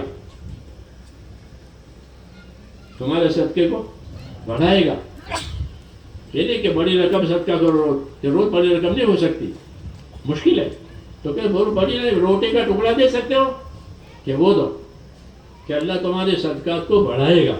جیسے زمین میں گٹلی ڈالی تو اللہ نے درخت بنا دیا، بنا پھر وہ درخت ہر سال پھل دیتا ہے، ایسے تمہارے صدقات کو، تمہارے عمل کو اللہ بڑھا دے گا اور تمہارے کام آئے گا۔ تو فرماتے ہیں کہ روز صدقہ دو، چاہے روٹی کا ٹکڑا دینا پڑے۔ یہ کیوں؟ تاکہ آدمی اپنے عمل کا پابند بنے، اور جو عمل وہ کرے گا اس کا نفع اس کے سامنے آئے گا۔ یہی ہماری دعوت ہے کہ اپنی دنیا سے آخرت بناؤ، جیسے میں نے شروع میں کہا تھا کہ اپنی دنیا سے آخرت بناؤ۔ دنیا گزر جائے گی، اور آخرت بنائی ہے تو وہ مل جائے گی، نہیں تو نہیں ملے گی، دنیا ختم ہو گئی۔ اس لیے دعوت ہے میرے تو وابتغی فیما آتاک اللہ الدار الآخرہ، کہ اللہ نے جو تم کو دنیا دی ہے اس سے اپنی آخرت بناؤ۔ اللہ نے ایمان دیا ہے کہ ایمان کی وجہ سے ساری عبادت قبول ہوتی ہے، کافر کی کوئی عبادت قبول نہیں ہوتی، اس پر ایمان نہیں ہے۔ ہماری ہر عبادت قبول ہوتی ہے، نماز ہو، صدقہ ہو، دعا ہو، کیوں؟ ہمارے پاس ایمان ہے، لیکن اس کو صحیح کرنا ہے، اس عبادتوں کو، اس لیے اس کو سیکھنا ہے، اس کی فضیلت بھی جاننی ہے، اس کا طریقہ بھی جاننا ہے، دو چیزیں جاننا ہے۔ اس کی فضیلت جانا کہ میں یہ عمل کر رہا ہوں، اس کی کیا فضیلت ہے، فضیلت جاننے سے شوق پیدا ہوگا، اور طریقہ جاننے سے وہ عمل صحیح ہوگا۔ فضیلت جاننے سے شوق پیدا ہوگا۔ جیسے میں نے کہا کہ نماز پڑھے کہ 27 درجہ نماز میں ہوگی، اب جماعت کی نماز 27 درجہ، تو فضیلت معلوم ہوئی، تو جماعت سے نماز پڑھے گا، کیوں؟ 27 درجہ ہے۔ 27 مرتبہ نماز پڑھنا آسان نہیں ہے، لیکن ایک مرتبہ جماعت سے نماز پڑھ دو 27 مرتبہ تو آسان ہو گیا۔ تو فضیلت سے شوق پیدا ہوگا، اور صحیح طریقہ ہوگا تو وہ عمل قابل قبول ہوگا۔ اس لیے عمل کو سیکھنا بھی ہے، وہ صحیح طریقے سے کرنا ہے۔ انفرادی عمل ہو، اجتماعی عمل ہو، دنیا کو اللہ نے عمل کی جگہ قرار دیا ہے۔ یہ دارالعمل ہے، یہاں عمل ہوگا وہاں بدلہ ہوگا۔ عمل نہیں ہے تو کہ عمل نہیں ہے کہ دنیا ختم ہو گئی، آخرت بنی نہیں، تو پریشانیوں میں آدمی کی زندگی پڑ جائے گی. اس لیے اپنے آپ کو اللہ کے راستے میں اس لیے نکالنا ہے کہ زندگی عمل والی بنے, زندگی یقین والی بنے کہ اللہ سے ہوتا ہے, اللہ کے بغیر سے نہیں ہوتا, اللہ عمل پر دے گا, بغیر عمل کا نہیں دے گا. یہ یقین بنانا ہے. تو یقین بنانے کے لیے بھی اور اپنے عمل کو صحیح کرنے کے لیے بھی اور اپنے آپ کو خیر کا کاموں کا عادی بنانے کے لیے بھی یہ کام ہے کہ جو آدمی جماعت میں جائے گا تو خیر کے کاموں کا عادی ہو جائے گا, کہ تہجد بھی پڑھے گا, اشراق بھی پڑھے گا, ساش بھی پڑھے گا, ہاں فرائض بھی ادا کرے گا. کیوں کہ عادت ہو گئی. حضرت عمر فرماتے ہیں کہ اپنے آپ کو اچھے کاموں کا عادی بناؤ. اس لیے میرے دوستوں یہ دعوت کا کام ہے, یہ ایک رحمت ہے ہمارے لیے. کیا ہے؟ ایک رحمت ہے, ایک بارش ہے. جیسے پانی برستا ہے تو سب چیز اگتی ہے, زعفران بھی اگے, جو بھی اگے, اور پانی نہیں ہے تو نہ زعفران نہ جو. اعلیٰ ادنا کوئی چیز پانی کے بغیر نہیں ہوتی. پانی پڑا تو پھر اعلیٰ بھی اگ جاوے, ادنا بھی اگ جاوے, زعفران بھی اگے, جو بھی اگے. یہ کام پانی کی طرح سے کہ محنت ہوئی تو زندگی پر پانی پڑا. کیا پڑا؟ اب ایمان بھی تازہ ہوگا, نمازیں بھی اچھے ہو جائے گی, زکوٰۃ بھی ادا ہوگی, حج بھی ادا, دوسروں کے ساتھ دوسروں کی خدمت بھی کرے گا, دوسروں کے ساتھ بھلائی بھی کرے گا. اکرام سیکھ کر آیا ہے تو اپنی لائن سے اکرام کریں گے. ایسے ڈاکٹر پیدا ہو گئے جو مریضوں کا اکرام کرتے ہیں. ہاں کیوں کہ انہوں نے جماعت میں جا کر سیکھا کہ اکرام کرنے کا کیا ثواب ہے, کسی مسلمان کی ضرورت پوری کرنے کا کیا ثواب ہے. اللہ فرماتے ہیں کہ جو اپنے بھائی کی ضرورت پوری کرے گا اللہ اس کی ضرورت پوری کرے گا, جو اپنے بھائی کی پریشانی دور کرے گا اللہ اس کی پریشانی دور کرے گا. یہ فضیلتیں سنی اللہ کے راستے میں. تو کوئی پریشان آیا تو اس کی پریشانی دور کر دی, کوئی ضرورت مند آیا اس کی ضرورت پوری کر دی, کوئی راستہ پوچھنے والا اس کو راستہ بتایا.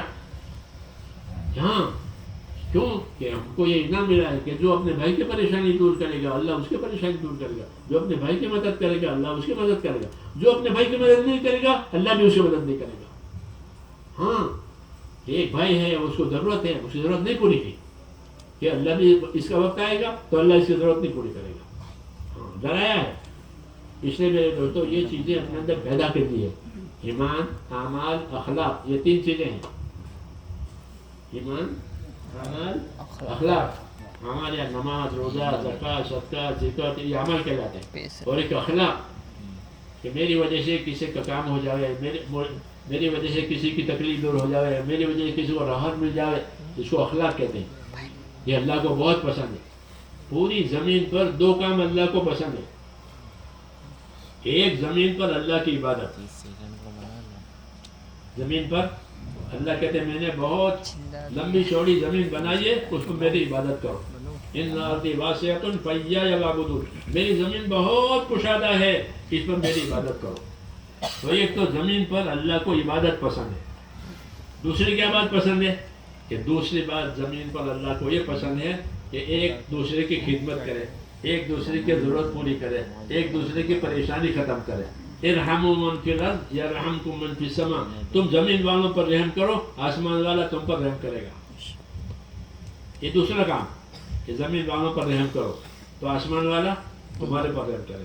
تو زمین پر اللہ کی عبادت اور زمین پر اللہ کے بندوں کی خدمت, یہ دو کام اللہ کو پسند ہے. ہاں تو اس کام میں دونوں باتیں ہیں.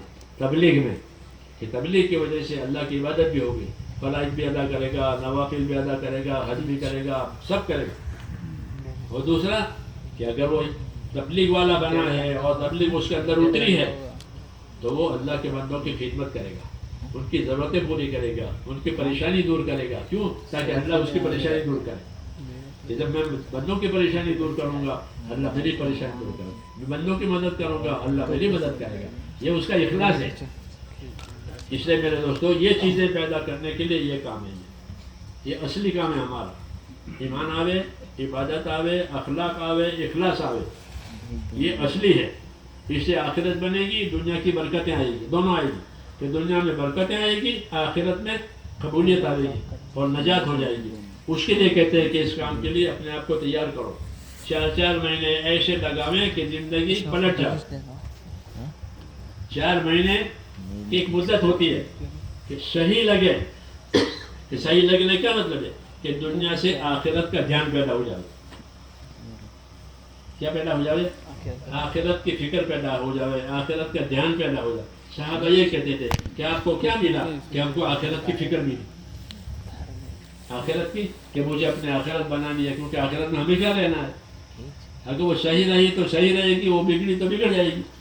اس لیے میرے دوستو اپنی آخرت بنانے کے لیے بھی یہ کام ہے، اور اپنی دنیا کی برکتیں لینے کے لیے بھی یہی کام ہے کہ زندگی ایمان والی، عبادت والی، اخلاق والی، دوسروں کے حقوق پہچاننے والی، یہ زندگی بنانے کے لیے یہ کام ہے.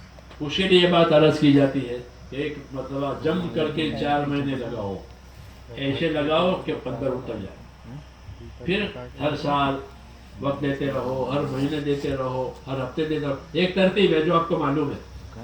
ایک مرتبہ جم کر کے لگے 4 مہینے، یہ زندگی پلٹ جائے. ایک علاج بھی ہے اور ایک مدد بھی ہے. آپ بتاؤ اس کے لیے کون تیار؟ آپ بتاؤ اس کے لیے. ہم نے تو سمجھانے کی کوشش کی ہے، اب سمجھنا آپ کا کام ہے. ماشاءاللہ ماشاءاللہ کرے ہمت ہے. اللہ آپ کے بیٹھنے کو بے انتہا قبول فرمائے. بھائی اور مدد کریں ماشاءاللہ. بیٹھے رہیں جب تک کہ کام پورا نہ ہو، بیٹھے رہیں. اللہ آپ کی مدد فرمائے ماشاءاللہ. اور ہمتیں کریں، اور ہمتیں کریں. 4 مہینے کے لیے اللہ کے راستے میں نکلنے کے لیے کرے ہمتیں ماشاءاللہ. جیسے فرمائے ماشاءاللہ. یہ تو ماشاءاللہ ماشاءاللہ پیچھے بھی کھڑے ہو اور کرے ہمت، اور کرے ہمت ماشاءاللہ. ہاں، نیک کام میں جلدی کرنی چاہیے، سوچنا نہیں چاہیے. نیک کام ہے، کیا سوچنا؟ ہاں نیک کام ہے. ہاں بھائی ماشاءاللہ. اور فرمائیں ماشاءاللہ. دیکھو ہمت کریں، اللہ کے وعدوں کا اعتماد پر، اللہ کے وعدوں کے بھروسے پر کھڑے ہو جائیں. جس کے بھی دل میں آوے وہ کھڑا ہو جائے. کریں ہمت ہے ماشاءاللہ. اپنے لیے کرنا ہے، دوسروں کے لیے نہیں کرنا. ماشاءاللہ ماشاءاللہ. اور ہمت کرو، اور ہمت کرو. جہاں سے پہلے سے تیار ہو کر آئے وہ بھی کھڑے ہو جائیں. جن کے دل میں ابھی بات آ رہی ہے وہ بھی کھڑے ہو جائیں. اپنے بس کا کریں، اللہ پر اعتماد کریں، اللہ پر بھروسہ کریں. اللہ ہی لے جائیں گے. ہمارے بس کا جو ہے وہ ہم کریں، آگے کا اللہ کریں گے انشاءاللہ. کریں ہمت ماشاءاللہ. بہت اچھا مجمع ہے، اللہ خوب قبول فرماوے. کرو ہمت ہے ماشاءاللہ ماشاءاللہ. ایک دوسرے کو ہمت دلاؤ، خود ہمت کرو اور ایک دوسرے کو ہمت دلاؤ. ہاں کہ آج تک کوئی ضائع ہوا نہیں اور قیامت تک نہیں ہوگا انشاءاللہ. آباد ہونے کا راستہ ہے. ہاں اس لیے دیکھو جیسے حضرت مولانا فرمایا ماشاءاللہ کہ 4 مہینے جم کر لگانا زندگی بدلنے کے لیے. ہاں زندگیوں میں یہ صفات کو لانے کے لیے اس کی ہم سب کو ضرورت ہے. اس کو سامنے رکھ کر ہمتیں کریں کہ اللہ حق ہے، اللہ کے وعدے بھی حق ہیں. کریں ہمت ماشاءاللہ ماشاءاللہ. اور کس کے دل میں بات آ رہی ہے؟ ماشاءاللہ دھار سے بھی تیار ہو کر آئے تھے، ہمجیرا کے بھی نام تھے. ہاں ماشاءاللہ پیپلیا سے مستقل محنت ہو رہی ہے، اللہ کا فضل ہے. بستر کیا ہے؟ پیپلیا کے لوگ کہاں ہیں؟ ہاں ماشاءاللہ. کھڑے ہو جائیں.